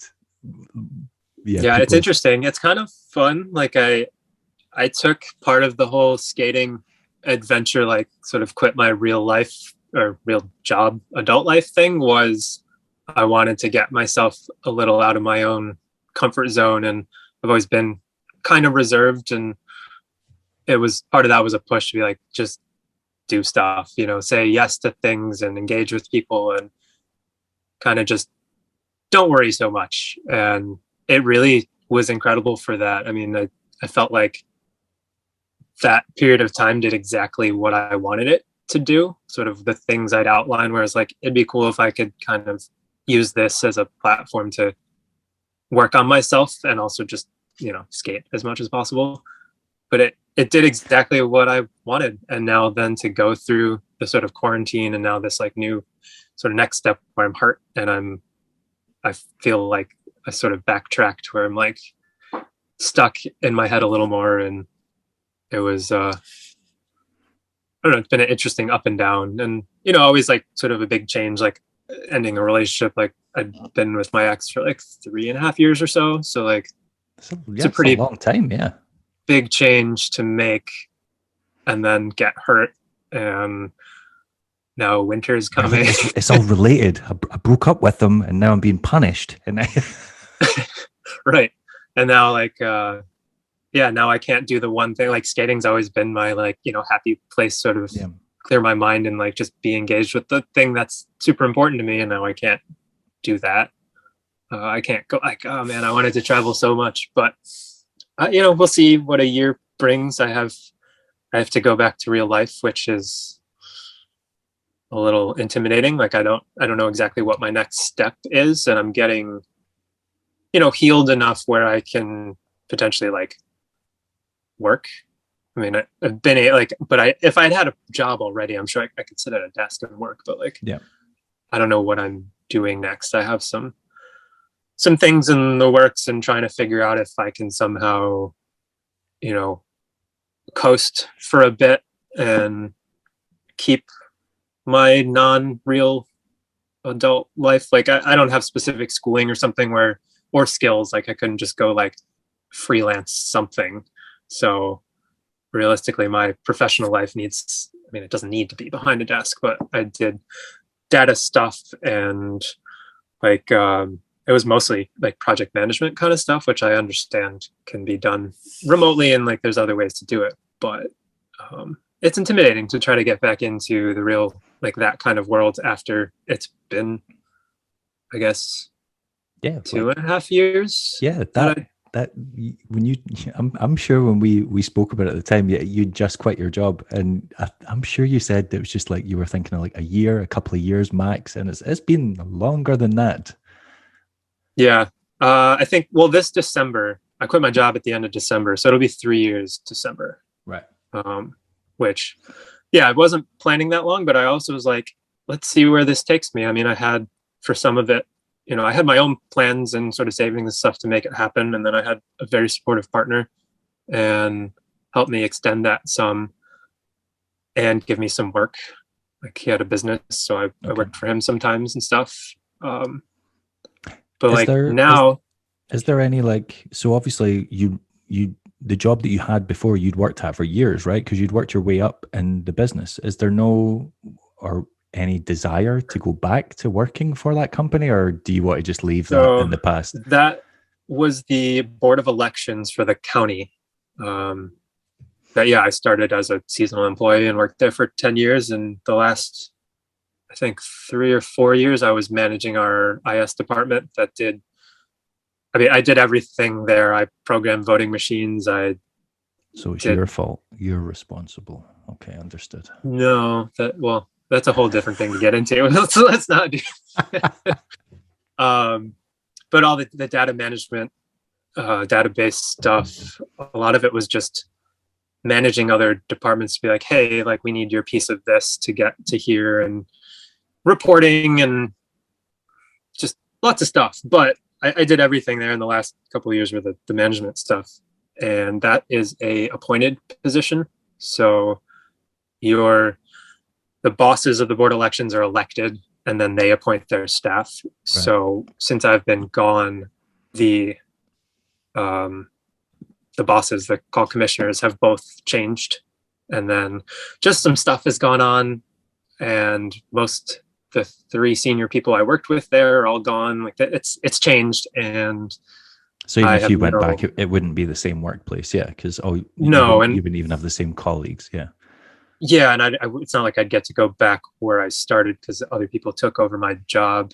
And by the time I was ready to leave, like I was ready to leave. It was a good job. And I really, the sense of importance and like purpose with it, where it was a part of a bigger purpose, really in retrospect meant a lot, because lots of long hours and unpredictable hours. And then there's a lot more that goes into elections than anybody ever, like most of the time you're like, oh, that's cool. You work 2 days a year. I'm like, no, like I work 4 months straight, like during election time, like just lots of that. So I wouldn't go back anyway. It was too much and I had no free time. So I don't know what I would do now. You kind of answered this. Well, you kind of mentioned it earlier, which was one of the things I wanted to ask you. So obviously you took a sabbatical from adult life. Like you said, you did the responsible thing, bought your own house, worked your way up. And then you were like, no, I just want to experience this skate thing. And what I wanted to ask was what you had discovered about yourself during that time. But it sounds like what you already knew about yourself beforehand was that, yeah, you were a little bit introverted or a little bit conservative and you wanted to kind of get out there more and socialize more and put yourself out more. What else did you discover about yourself? Because you've basically been, like you said, you've been doing it for pretty much 3 years. Yeah. I mean, I part of it is like I don't count almost a year of it because of COVID. Like, okay. Home and skated my skate box in the driveway. You know, like it's odd to think of that where I'm like, wow, it's been like 3 years, and it's like I didn't get to do, because like 2019 was the year that I was like all in. I have these plans. I'm going to make it happen. I, did sort of as much as I felt comfortable with while still maintaining my relationship at the time. And a lot of it was just getting out of the comfort zone thing and trying not to be, I was always a planner and like to know what was happening. And I still obviously am that way, but part of that process was like, just go with it. If something comes up and it seems interesting, like give it a shot and don't worry so much what is the next step, or, I don't know who's driving, or if you've got a place to stay, or like whatever, you kind of want to maybe know on your skate trips. I tried to just sit back and like, I'm just going to go. And I had some really amazing experiences that I know I would not have had otherwise. Like if I was sort of still in my regular job, like adult mode planning kind of thing, like a lot of stuff that I experienced I wouldn't have let happen because I would have been sort of too concerned with it not working out because I didn't know what the plan was. And that was really great. And just like meeting new people that I probably wouldn't have run into. Like I can go here and not be so worried that I don't know someone well. Like I know that always works with skating, but it doesn't always work well. And unless you have some, having being Grant as a Roces skater gave me more opportunities than like Grant as just like a person that happens to be decent at rollerblading. Yeah. Like I got some more opportunities through having, some standing. And that was kind of cool. Like I tried to learn to like lean in just a little bit where it like, feels a little weird to be like, hey, I'm like somebody you should pay attention to or like treat a little better than just a random person. Okay. Just because like, I don't know. So what you're telling me is I need to get on Roces and then I'll finally start getting a little bit of recognition. Right. Okay. Right. Or that's like, anybody. I don't think it has to be Roces. Okay. That's my new plan. Right. Okay. Right. Get sponsored and like have, people think that you're cool because you're think that I matter. Damn it. I've been going about this. Well, I don't, and that can go like a very different direction. I feel like sometimes, people that are sponsored end up having some expectations from other people that like, I've witnessed that. Aren't reasonable, or what's the other word that is worse than expectations? They feel like they kind of like are owed something. Entitlement. I always like that's been something that I'm like, do like stay away from. Like I really don't want to ever seem that I feel like, I sort of deserve more than someone else. Like I know there are certain like things, like obviously I've worked pretty hard to get the recognition that I have, but there's always somebody working harder that maybe doesn't get the same recognition for whatever reason. And I'm very thankful for what I have in rollerblading, and to be 37 and have 3 sponsors and like be able to have traveled and stuff and have people engage with me who probably wouldn't otherwise. Like it's been really part of the year off and really being skating and like promoting it and being like, I've talked to, even just through Instagram, so many like interesting people that like I mean something to. Thanks. I'm blushing, Grant. I'm blushing. Thanks. Well, I would, this would never be an opportunity for me. So this is cool too. Like, we obviously we talked before in the past, but it's like,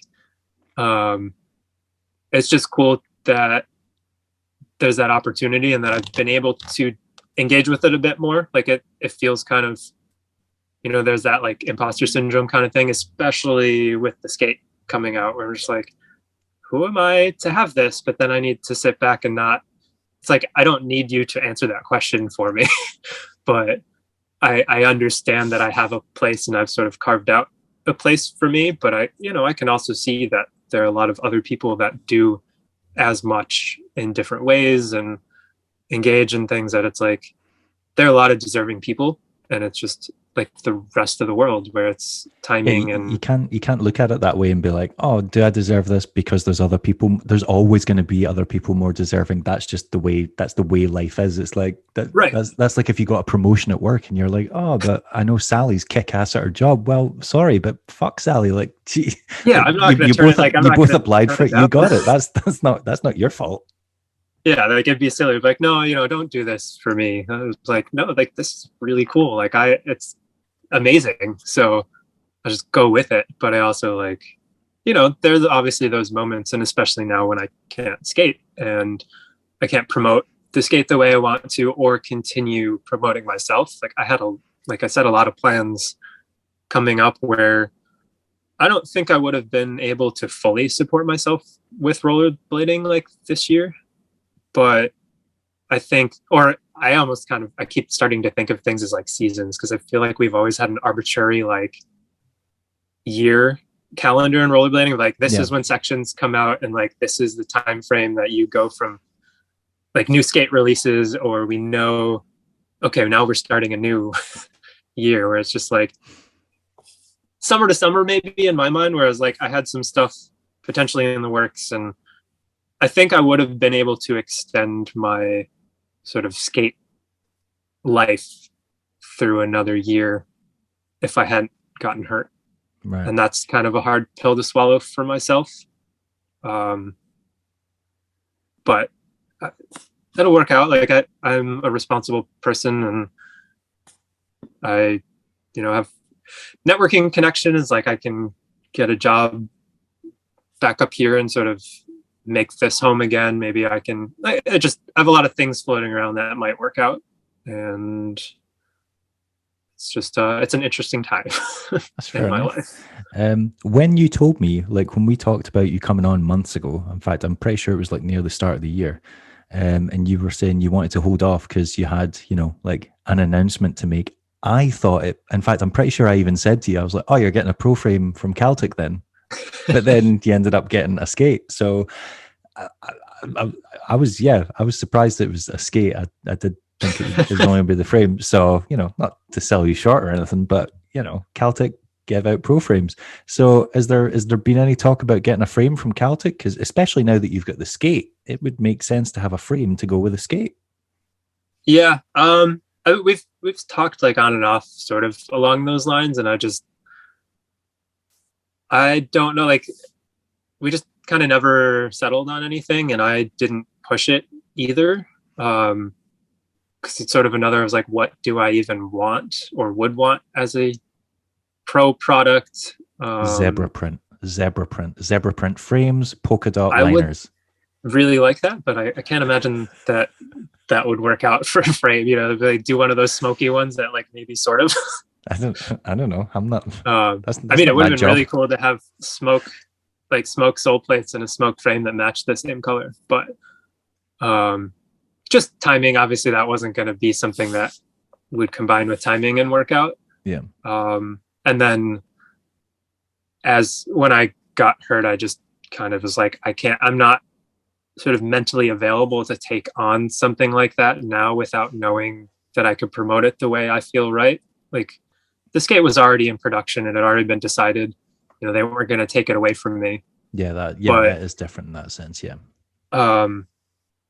I know that like it's less of that. Like I'm not so worried about other people being upset that I don't have a promo or something. It's more like I wanted to do it the way that I felt right for me, and it's disappointing that I can't follow through. But it's what it's what it is, and I'm not. I guess it's just disappointing. It's not like a point of contention with myself. But like we said very early, it's like to the outside world, and especially like we talked about social media stuff, there's that group of people that really pay attention to you and that you engage with maybe more regularly, and they're sort of more like it means more to them. And then you've got like peripheral levels of engagement where there's probably like a large number of people that don't know that I'm hurt or like don't engage enough in social media that's like, oh, like for them it's like this guy got a skate and now I'm not Oh, seeing yeah, I know anything. what you mean. Like, yeah, you get people that would just, I don't know, just watch the videos without, I don't know, reading the captions or whatever, and just be like, oh, whatever. Yeah, or barely, just come back from time to time to watch a video, or like they're not, once you have, if you don't see everything in your feed, so you're not going to be scrolling through to get every single person you're following or something. Like it's just, it doesn't necessarily happen unless you're diligent about it. So I think that's part of some of us are just skating, trying to recognize that you're not just trying to appeal to like your core sort of audience or the core skaters. Like we need to be somewhat in tune with this larger group of people who are maybe new to it or they're coming back to it. And it's not, it may not be their life. It's not a huge priority, but they like it and they skate sometimes and they're going to buy stuff and be somewhat involved. Like we have to pay attention to those people and not like kind of alienate them by being too core or like, Yeah, how I to don't know like, that core is the right word. yeah, and I know what you mean, like how to engage the casual enthusiast. Like, yeah. And that was, those are the people that are going to see being like, oh, just somebody that got a skate and then disappeared. And like, that's too bad, but I can't control that much. And it's more of just, I was really excited to make a good promo and show that I was going to be here for a while. Cause I think part of, we talked about professional and like what we maybe define that as, like, I think that generally should be reserved for people who are going to be around for a bit. Like pro shouldn't be the end of your career. Getting a skate shouldn't be the end of your career. Like it should be maybe just the beginning where it's like, yeah, you've been skating for a long time, but now you're at this point where you have that sort of engagement, representation, and like status in a way that you now need to take this and keep it going. And it's maybe like, as we got more it's young like people, you've reached this level, you've got this recognition. Couldn't say that word there for a second. Recognition now it's time to actually show people like why you've got this, instead of being like, oh, I've got this now, it's time to kick back and relax. Yeah, like use it for anything you can use it for to continue promoting yourself and skating. And I think maybe some of that came from like us not really, there was certainly an era we weren't getting younger people involved that were, sort of good enough or characters enough to replace the existing pro structure. Like we, for a while, had some real like just characters and like sort of icons and things that it's hard to replace with someone younger with less experience. And we didn't have a huge pool to pick from. Like even just now, we sort of are starting to see more people maybe in their early 20s that are like really good and really involved. And I'm gonna have to disagree with you there, because I think I know what era you're talking about, and it is like around like the 2000s, the 2010 mark, or like give or take 5 years. I would say there was exceptional skaters putting out sections that did they stick out? That were like, just never given a chance. But I feel like part of that not being given a chance is like they just didn't quite hit the mark, or like there wasn't something unique enough about them. Like you can't just be good to supersede some of what we had hanging around. That like okay, I can think of very specific examples who just did everything that any of their predecessors done and just weren't afforded the opportunity. People like Ryan Arnold. Ryan Arnold beat Chris Haffey at X Games. Like he beat Chris Haffey. Not many people do. But I mean, maybe I feel like he had some of his time. He's a popular for a time, someone that like you'd ask somebody who they really liked. But he put out those epic sections and it just never led to anything. And apparently, but did he want it? Yes, because apparently Shadow offered him a skate, but they offered him a skate so far down the line that he was already like not skating regularly because he was so just done with it. He's like, I've put out the sections. I've killed it at the events and no one gives a shit. And then they're like, oh, like we want to give you a skate. And he's like, well, it's too fucking late. Like I'm already one foot out the door. But I feel like it's hard for you to like, not nobody gave a shit. Like lots of people gave a shit, but he didn't get the industry recognition that he should have. Being the people's champ And then Australia maybe has always gotten a bit of a shaft. true, but he was putting himself out there. It wasn't like he was just, on the other side of the world killing it. He was coming to America and like wiping the floor with some of the most, respected pros. And then you've got people who were in the States, people like Andy Jacuzzi, who had a phenomenal section in Regardless, had clips in Valo videos, was putting out his own stuff with like what they called the worst or whatever the crew was that he had with Quentin Lamb and stuff like that. Yeah. And he I was like, man, that is one good looking guy that like you want to put in a magazine. Like he is the kind of like women, guys, whatever are gonna he's a good looking dude that kills it on skates, and he's got the sections to back it up, and yet couldn't progress past flow. But I don't know how to like categorize some of it. Like maybe that's because, think about what Valo was at the time to like somehow bump some of who were the higher level Valo skaters. And like, you have to be something even more special to like make a place for yourself past that. Like that era, there were a lot of guys that, skated Valos and like were incredible and had cool style and stuff that there just wasn't anywhere for them to go.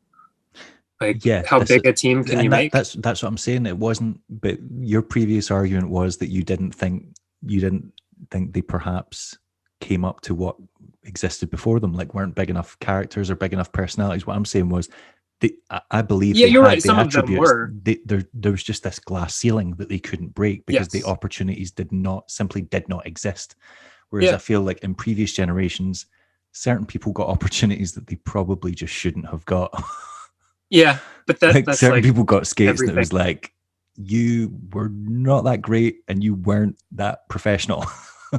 They were homies and they had some history and like just like the rest of the world, unfortunately, like it really does come down to who you know and how well you can engage with them. And you're definitely right. Like there are a lot of people that back then that could have been something, but I guess I felt like the pool wasn't quite as big either, and there, like you said, there were less places for them to go, and now it seems like there are some more places for people to go, and there's potentially maybe not a larger pool, but maybe it's just because of social media and they're more visible. Definitely more visible, and it does feel like they're still not a ton.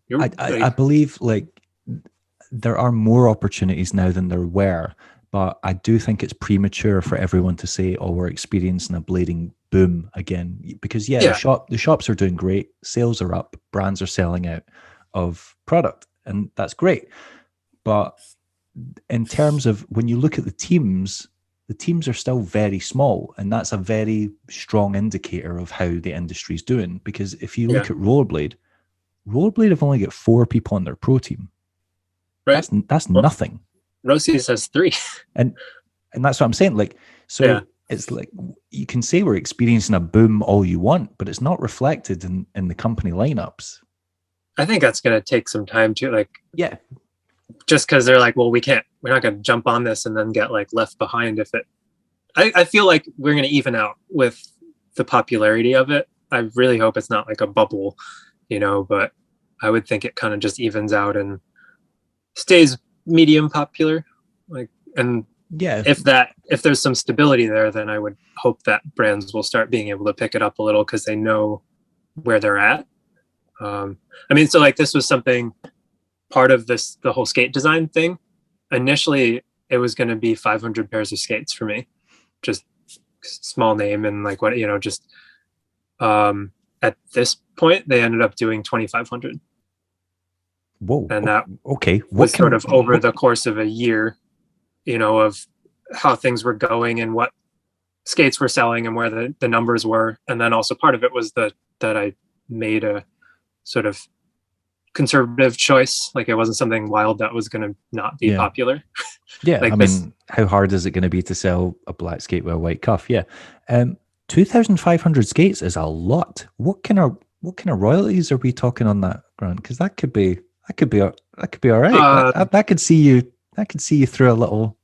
Yeah, it's not enough to see me through a year. But I don't want to give I don't know. I feel weird when people give numbers. I know we need to talk about that more, but I think that's like let's talk about it within people that are like in those positions, not just like the general public, like sharing your salary with people you work with, so we can be comfortable where we're at. And I'm a unique situation in that royalty structure for Roces. Like they're not doing the same that they would do for me for a pro. Right. So I know I'm satisfied with it. And let me put it this way: as you get older and you become a more conscientious consumer and decide you that want to support the people that are supporting yeah, surely the people you like. transparency is necessary in order for the consumer to make an informed choice about how much support Right. they're actually providing to a pro. Because if it turns out you're only getting like $1 or $2 for a skate, they're going to be like, well, there's no point buying the skate because it makes no difference to his living situation. Yeah, but it's also like, if you sort of like me telling you that I'm satisfied with what they're doing for me should also mean something. Like could it be more? Yeah, it could also be less. Obviously anything can be that way, but like I'm comfortable with it. I would have been happy, like quite happy, if I was a pro and I was getting like the royalty structure plus what they do for pros. Like I don't know the exact number because I think, each person is able to kind of like negotiate their own contracts. So there's some variation there, but with the general structure of what I know they get, it's like, I'd be pretty happy with that. And it's still not a lot in terms of real world profession. But well, if you're, like I think for rollerblade, like the inline industry and where things have been, I think Roces is doing pretty well for their riders, and they are increasing. Like I'm getting more royalties than they were giving out 3 years ago. So they're slowly coming up with it, and they give more for buying through their online shop because they don't have to, so I remember Bobby saying that. I can't remember the exact figure, but I remember he said he got significantly more if people bought direct. Yeah, which is, I have a little bit of a, like, I'm not sure how I feel about it. Like I appreciate it, but it's like I also want skate shops to get the profit margins on skates in general are really low. So, and then think of a skate shop, it's like the profit margin on the skate is low to begin with. Most skate shops are giving free shipping. Some skate shops even give free returns. Like you're taking a small profit margin and then taking these chunks out of it.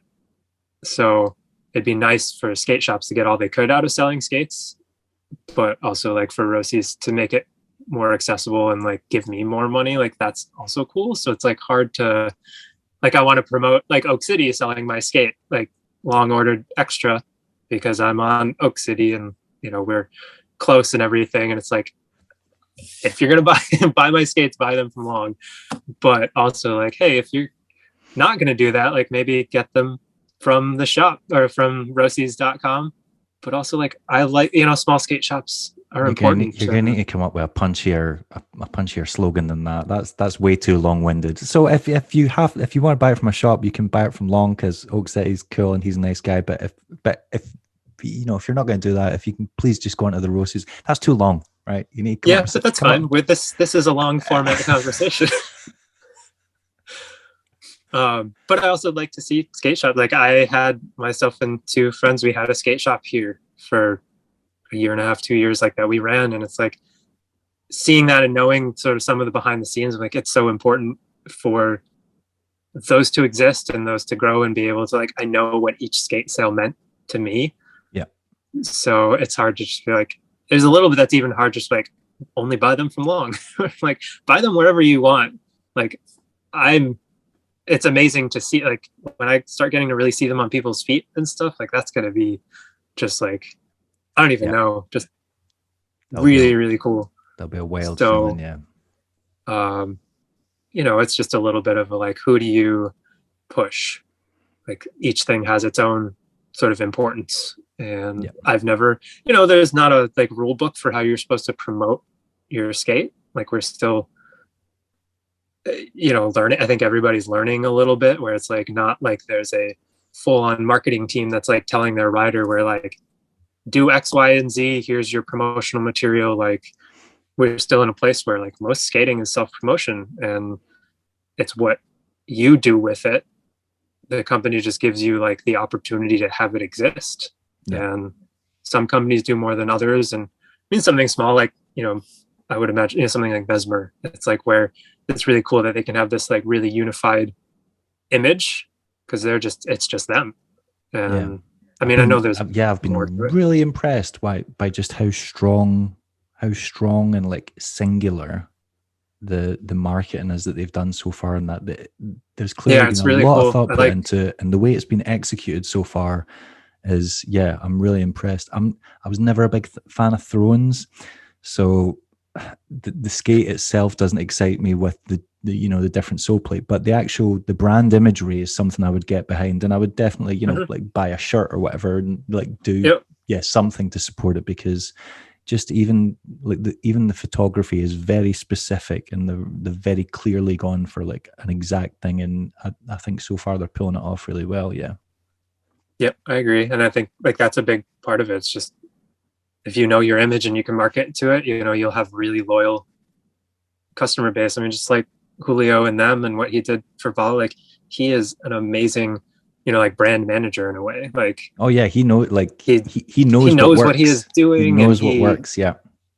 So like, it's so, amazing to have him still in it doing so much with them. And I think, it gets harder the more sort of levels a company has. Like he gets complete control, like it's easy to, but that kind of comes shift. That comes with an obscene amount of responsibility and pressure Oh and yeah, stress. for sure. I'm not saying like it makes it like easy to exist, but as far as like, like they do so many cool sort of smaller things where it's like, that's awesome. And that's such a good way to stay engaged with, your consumers and things where, what people see is like the corporate companies like, Rollerblade and Roces. And I mean, I guess I would say K2, but like, what are they even doing?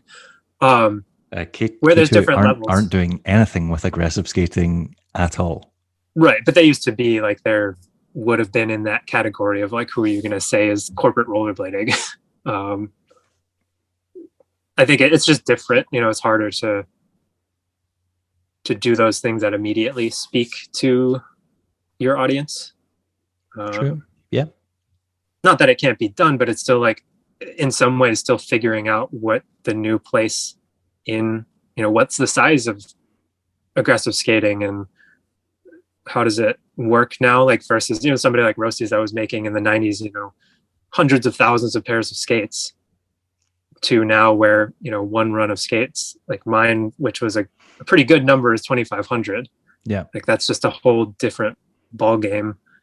And it's not like they're still that big corporation that they were in the 90s. Like it's still a big company, but it's like a handful of people doing the whole of, they have lots of other lines of equipment that keep them going. Like it's not like aggressive skating is. Yeah, it's not keeping the lights on, let's be honest. Yeah, it's not doing, like they're doing that. Like I'm happy that they're involved. Like they don't have to be, like they could have just quietly kept producing a black M12 that sold in big box stores and whatever and just existed. And I'm appreciative that there's more to it. And the Fifth Element was sort of a, like a pet project kind of thing. It's like the Fifth Element wasn't like paying for itself to get made. Like molds are expensive.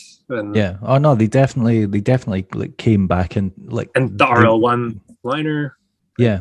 Yeah. They definitely like came back into the industry strong after years of just kind of coasting by, and it's definitely commendable the work they've put in, not just with the team, like you said, with the products, with bringing back products and making them more suitable for this era, because the Fifth Elements had an ugly frame on it originally, like that built-in pointy thing that was just horrendous, and refigured it, and it looks great now. So they've put in a lot of work and obviously a lot of money into it, and hopefully it is something that's now worth their time, because it'd be great if they stuck around and they are supporting. Yeah. And I think it's a learning process for everybody involved. Like it's, how do you do that, and what are the things that are important? And I think I think it's going well, but it's just like that's what I always kind of think. It's like it's a learning process. Like for me, I'd never been sponsored before, so I was like, what do I do? Like besides do what I'm doing, what are expectations? And you know, how is a sponsor supposed to communicate with you? Or like, there isn't a lot of that. And I know you talking about transparency, like that's what that means, but like we can talk about a lot more when like without dollar figures. And part of it, I've just always, money has been like, my parents never talked about money, and it wasn't I something know you like. mine neither. I think that's why I purposely bring it up, just to see how It uncomfortable makes it me makes super someone. uncomfortable. And like, yeah, I want to be like comfortable with it, but like also I don't want to have to like, I don't know, be judged for my own like judgment on what money Yep. means to me, because it's different for everybody too. And yeah, Yeah, I think part of it's just the sadist in me when taking you're like, pleasure hey, in let's make this watch. person squirm, because Yeah, that's yeah, exactly what you yeah. did. Let's make someone squirm. Yeah. But Another thing, like great thing about the skate is you're the second person that I know of from the LGBTQ community who has, well, obviously Mary Munoz has a pro skate and you have a signature skate. The fact is, they're still it's a both product with skates a name. with a name on Yeah. it. As little as 5 years ago, that would have been unthinkable. Like, Yeah. not only unthinkable, like media outlets actively encourage, I don't want to say encouraged, tolerated casual homophobia in interviews. And like, I've lost count of the amount of interviews I read that, you know, someone be like, I love you, man. Oh, no homo at the end. And you're like, Yeah. you don't have to put that in. Like, it's okay to say you love another guy. It does not mean you want to have sex with him. We Right. understand the meaning. You don't have to clarify by putting in a slur at the end. Like, Yeah. and the fact that people chose to publish that, I'm like, really? Like, you couldn't edit out those two words. No. Yeah. So the fact that that's now, like, there's now two people in the last 12 months from that your community, like, with pro skates, signature yeah, it's skates. pretty. That's that. Like, I think it shows we have a long way to go, but it We've shows, come a long way. I mean, yeah, to feel progress. the sort of, for me to not immediately be worried about that was a really just, I don't know, like interesting thing. Cause like, you know, it's something that's always part of my life where you're just kind of, I am in the public eye to some respect. Like I have to keep sort of telling myself that even though it's just, you know, comparative to other things, it's a pretty small corner of the world, but I've got It's still your some, world. It's still, yeah. like, And for me, it's it's like big to it's you. big. Yeah. Yeah. So sometimes I need to like remind myself that, and like stop trying to downplay for myself what it means or its importance, and to not immediately be like, oh shit, they're gonna give me a skate and like I'm gonna have to deal with people talking about that and being like, oh, it's just because he's gay, or like that's, you know, gay. Like just somehow turning it into something about my sexuality. And I don't know, even on a good side where there'd be people that would be like, it's nice to have representation, but also like they just did that because, you know, as a virtue signaling kind of thing, or like I didn't feel like I was as worried about judging other people's reaction. And that's been a pretty big change in just the skating culture, and I mean overall culture and visibility and acceptance. Like you said, you know, tolerance earlier, where it's like I always have that sort of idea of there's like a lot of people tolerate, you know, some things they don't understand, or like, you know, on the LGBTQ spectrum kind of thing, where they like toleration is way different than acceptance. And there are a lot of people who they're like, it's cool as long as I don't have to deal with it. And it's like that's the same in a way as like the people that, you know, you find out that, you know, like, oh, Grant's gay, and they're like, I don't care, like whatever, it doesn't matter. And it's like, thank you, but also like, no, thank you. Like, You're like, it does to me. Like, yeah, and it's had it's quite quite a significant impact on my life. Don't be so dismissive. Yeah, but they, you know, genuinely think that that's a positive way to think. Like the people that say like, oh, I don't see like skin color, and it's like, I know you mean well, but yeah. like you're erasing that part of this person's identity, and you can at least acknowledge that it exists without, you don't have to say you don't care. Like, you can just acknowledge it. I think, Like, I think they think by downplaying it, they're showing how progressive they are by not being bothered. But yeah. also, anyone who says they don't see skin color is a fucking idiot. Like that's Yeah. that's the dumbest thing I've ever heard of. Like, you probably don't understand that you see skin color. Like, you aren't actively engaging in the things that you think of when you see that difference, and you may never recognize that because that's not something you've ever had to think about or like had someone question you on. So I try not to be too hard on people like that, because it's like, they're not being harmful on purpose, and unless they're open for some communication, they get, and I feel bad generalizing, but people get defensive and then you don't have a good conversation. So it's just like, sometimes you have to just leave it at that, unless they give you an opportunity to like, this is why this thing you said to me is bad, or like made me feel bad. It's just, I don't know. I don't always be constantly second guessing other people's intentions or, thoughts. That's been most of my life, where you're trying to guess whether or not you're safe in a certain space. And I've come to a point where, I still do that, but so much less. And I'm able to post on social media and like do this podcast and say that I'm gay and not be like uncomfortable about it.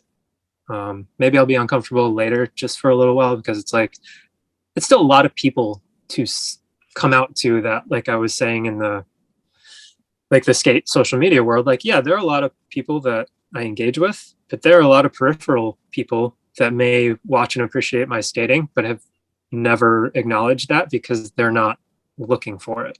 Yeah. Like me as part of the LGBTQ community, it's like, I see that right away in people, like the way they may talk, or, if they have a rainbow in their profile, or just like little things that I'm like, okay, I know what that is. Whereas someone who's not, it's like, even if that is, like, I have like 2 rainbows in my profile, and like I think I'm pretty like outspoken about it. And I have people that like ask me, they're like, yo, bro, are you gay? Like, I'm like, not your bro, but also like, you don't have to, like, also, sometimes there's like this weird also, masculine. Also, what? Yeah. I also don't understand why someone's sexual orientation is something that you need an answer on from. Like, it's like, see, if you don't, it's like, if we've never met and like, what does it matter? We're potentially never going to hang out. Why do you need to know if I'm gay, straight, bisexual?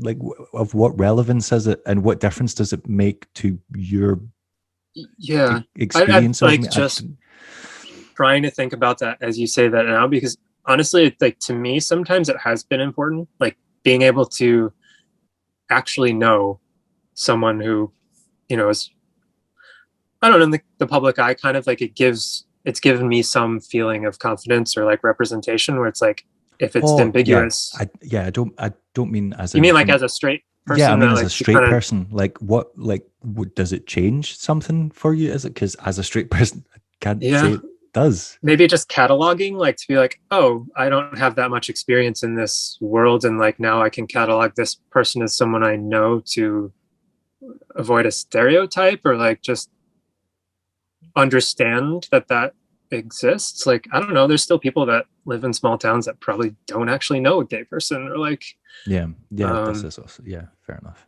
I can't say. I think maybe some people also then like want to be able to make sure they communicate appropriately when they're communicating, and just because they don't want to seem gay or have me confuse them for, like, I don't know.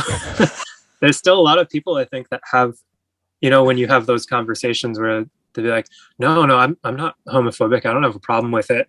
And they're like, oh wow, when we first met, I thought you were gay. And they're like, oh, no way. Like, there's like this kind of strong reaction from a lot of people too, where it's cool, and they don't have a problem with it. Don't have a problem with it. They just find it offensive and terrifying if you like if you're afraid of that they were being considered gay, like you still have some, there's some homophobia there that like, it's not necessarily outwardly harmful, but that whole idea that you still think it's not a good thing. Like, just like, people talk about race issues, and then like, you ask them, it's like, would you want to be Black? And they're just like, I think there was like a pretty viral like social media clip where it was like a conference kind of setting and someone was giving a speech, and just like, so everyone in the audience, like, if you don't believe that Black people are treated differently, and like, would you be, want to be Black? And it's like, nobody raised their hands, and it's like, it was mostly white people. And it's just like, you certainly don't want to be if you live in America. Yeah.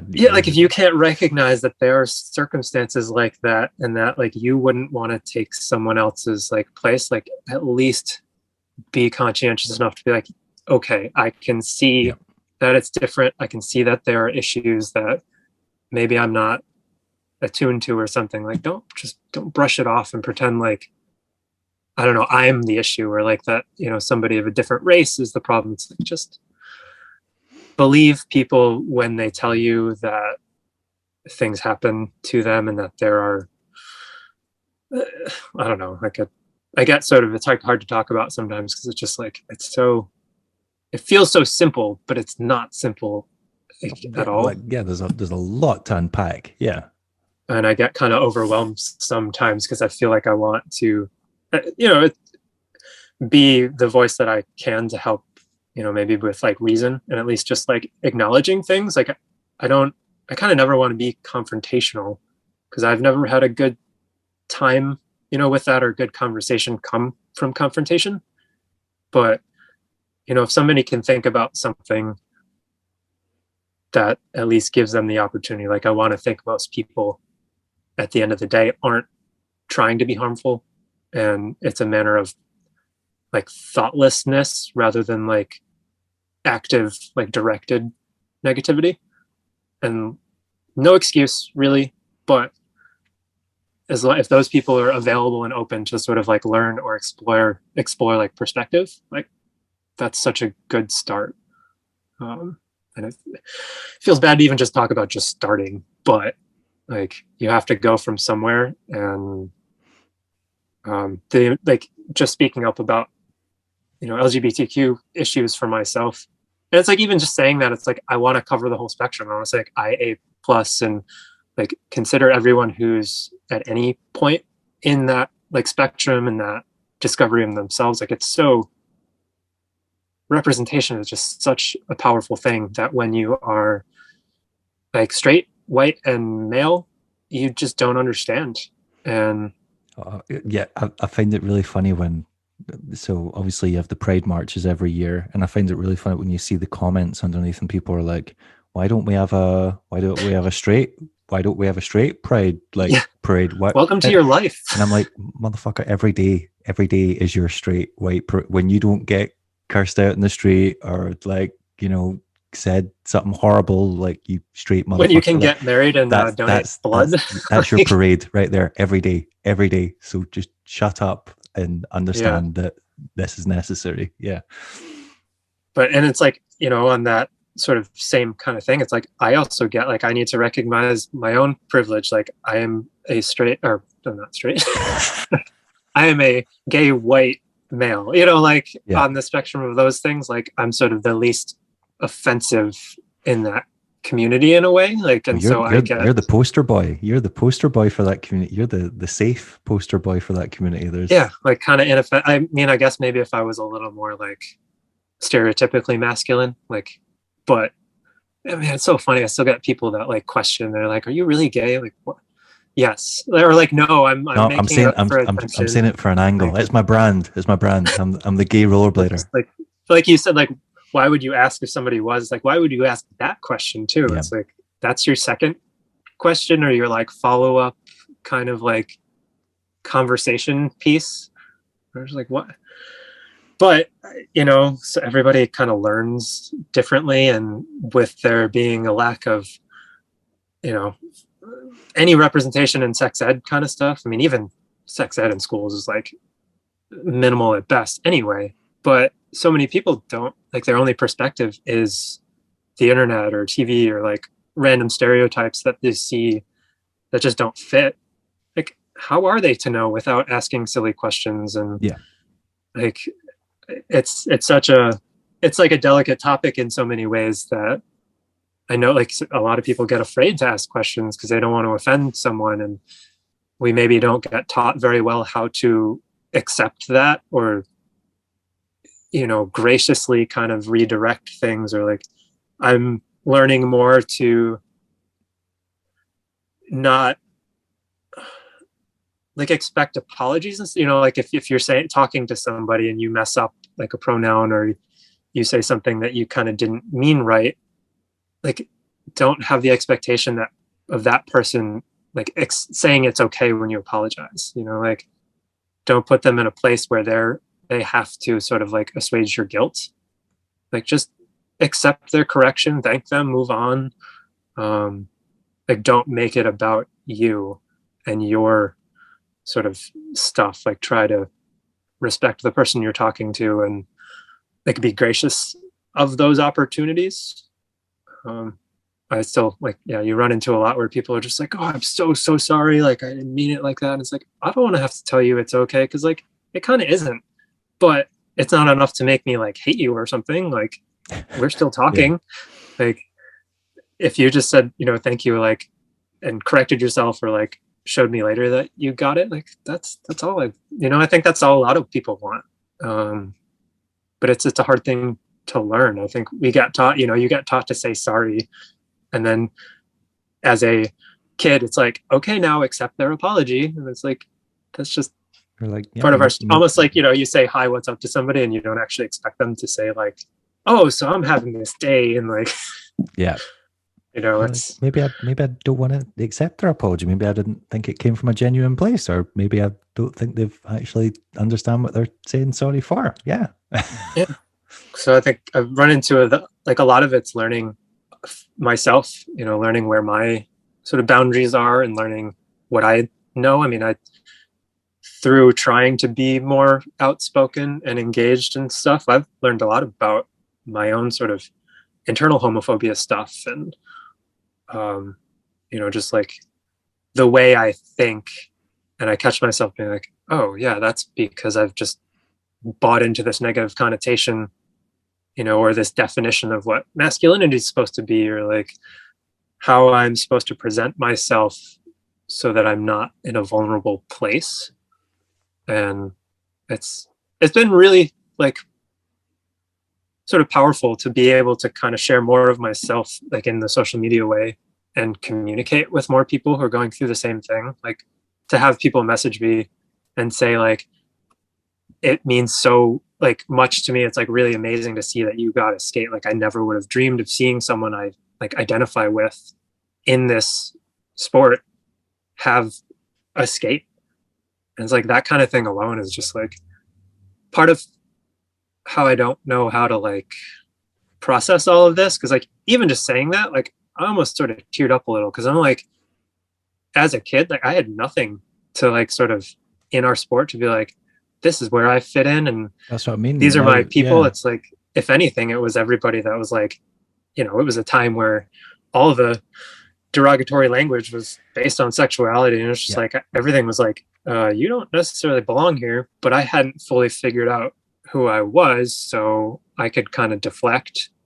But it's like, just to imagine being younger in the sport now, I'm like, it feels egotistical to say out loud, but just like to have me to be like, cool, like this person is fully engaged in this sport and people respect him, and like, here it is. So definitely. Like, I think that's one of the things that I think is great about it, because even if, I don't know, yeah, Mary Munoz is not someone's favorite skater, or you're not someone's favorite skater, it's still, it's a symbol of something, and it lets other people know that, you know, are young or old or whatever, like, who are gay or straight, or sorry, gay or like bisexual, or, you know, trans, whatever. It lets them know that there is an opportunity, there is a place, and it is possible to get somewhere in skating, and they won't be excluded on those grounds. And that's, I think that's important.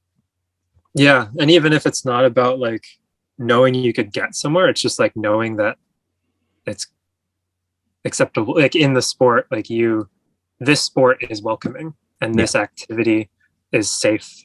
Like, seeing, you know, with social media being like communities, you know, of different LGBTQ spectrum of rollerbladers, and like it's just so cool to see so many more people being themselves, and sort of, I don't know, BMAG and one, like, doing stuff. I mean, I know it's for pride, but I think it's hard for some people to, I think, in those, like, know when it's appropriate. Like, obviously it's always appropriate, but it's always a little like, Pride Month is a little like mixed, because it's like, you're just doing this because it's Pride Month, but also it's like, yeah, at least you're doing, like, you didn't do this 2 years ago, so true, yeah. I would rather see this now. Like, I sometimes see people calling people or media outlets or things out for, like, oh, like, well, you're only doing this, or like, you do this now. It's like, it's still better than Than not doing it nothing. at all. Like, Yeah, yeah. and maybe through this process, they will learn what they did right, what they did wrong. Like, they'll take some input, like, maybe they won't, but I think I've only seen it get better. And I know not every, sometimes there's a swing and a miss with a sort of somebody trying to appeal to an underrepresented community, but I still think that's so much better than, like, it not existing. Yeah, yeah. And everybody handles it. It's better. Yeah, it's better to get it wrong than not to try at all, because at least the intent is there. And it's like, yeah, it's just Pride Month is like the lowest common denominator for it. But for somebody that's never ventured out, like, I get what it's like feeling scared of, sort of judgment and things. And we can't expect everybody to know what's right all the time. And yeah, read, like, it's all out there, educate yourself, but it's still like, I get stuff wrong. And it's like, I don't know all the answers within my own community, or like, just for any sort of, like, underrepresented community in the world, or like marginalized communities. Like, just because I'm gay doesn't mean I know other stuff. And like, we all should be open to learning and doing better. And I try, but it's like, I find myself, like, being like, oh shit, I just don't know enough about this to actually say something. I'm just going to listen, or I'm going to do my own research and not expect somebody to, like, hold my hand. That's fair enough. I've taken up an exceptional amount of your time today. Just realized we've clocked have in nothing to do. Well over 2 hours. That was quite a heavy top. Let's end it. Let's end it on a light note, right? You ready for this? Is the last question, easiest question. Actually, it might not be an easy question. So, I've often said you've got the best hair in rollerblading, right? And I remember I came up with a suggestion for your boy band with you and Justin Brasco called Muscles and Locks, because he's got a six-pack going on. So who do you think, and you're not allowed to name yourself, who do you think's got the best hair and blading? Oh, I hate these. Because you've got a lot of, and I'm you best believe I'm editing some hair flicks into this podcast, because I need an excuse to use that Willow Smith song. But I want to know I want to know who you think has got the best hair and blading. Oh my god, I tried to, like, prepare for potential questions. That was not one that I thought of at all. I like to throw in a curve. That's you always have to have a curveball. I'm not gonna have an answer for you. That's extremely disappointing. I know. I'm trying, like, really hard right now, but, like, it's not gonna come quickly. Like, I like long hair blading, and I feel like it, like, accentuates, like, movement and stuff. Like, when Stefan Brando's going to be pissed that you never chose his leopard print hairdo that he was rocking last year. Oh, so you're right. You didn't ask specifically for long hair, but that's where my mind went. So anybody with good long hair, that's not, because you can't really hair flip short hair. So this is true. So I've always thought it's like anyone that can rock a hair flip, but some people have got greasy, nasty ass long hair. Like Carlos Pianowski had long hair. He used to do the hair flips, but you could just tell that mane was not washed. Yeah, that's true. But yeah, pretty much if you can do a good hair flip, I appreciate your hair. If you can, I also appreciate your hair. I hate choosing. I have never in my life been good at choosing favorites. Like. Okay. Because it changes. So, like, I might tell you something and I'll see a clip like 2 days from now and I'm like, nope, this is my favorite now. because like things move fast. All right. But like it made me think of, you remember like you were talking about like Andy Jacuzzi, and it's like he had longer hair, and I thought like that really kind of accentuated his style. Yeah, kind of when he like, shaved his head, I was like, just not the same. No, it's like we go back like to same brand. With, we go back Colin to branding, Kelso, and I was like, that was your brand, and you lost it. Yeah, I know what you mean.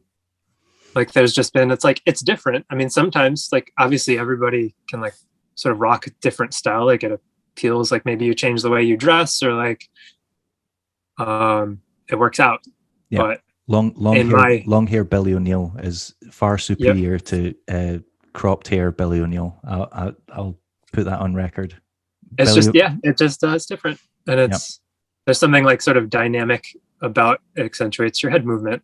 And some people like maybe it's not so good, but overall, that's a whole another topic that like.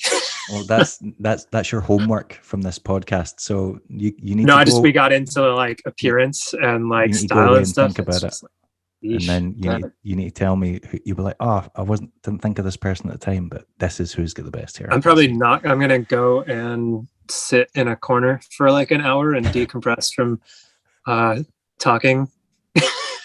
Okay, that can work too. That's the second option.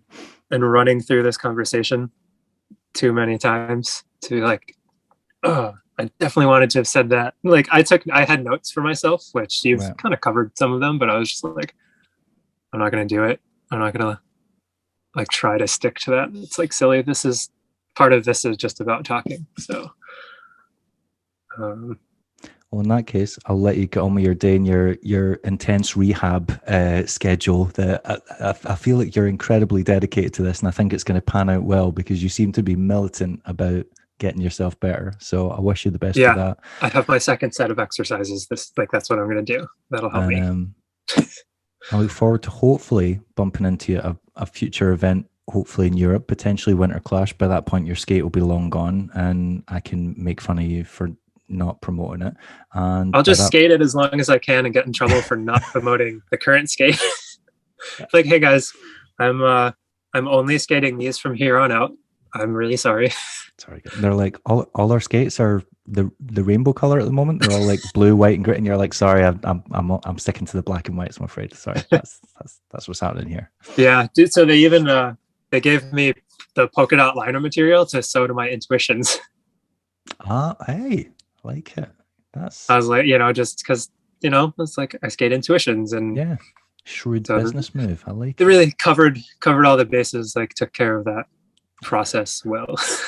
That's awesome. Well, thank you very much for taking the time to do this today. And this seems to be our pattern. So in 3 years, I'll hit you up again. Yeah, I mean, maybe I'll give you another reason sooner to. Although you don't always need a reason, you could just want to talk to me. This is I mean, I do message you fairly regularly, so it's not like we're not in contact. Yeah, I know it's easier to have like a subject matter that can like branch out, and like obviously a skate is a big one. So exactly. But anytime you want, if you need to follow up on stuff, I'm happy. I've lots of time now, so if you need to do a regular, you're like I'm at a loose end at the moment. So we did next week. We did next week. Yeah. Yeah, right. Cool. And we'll address all the questions that come up from this. Okay, I'll stop talking, and it's been good talking to you. And, likewise. We'll talk again soon. Bye. Bye. I don't know much about clothes, but my hair looks fierce. I don't know much about clothes and things.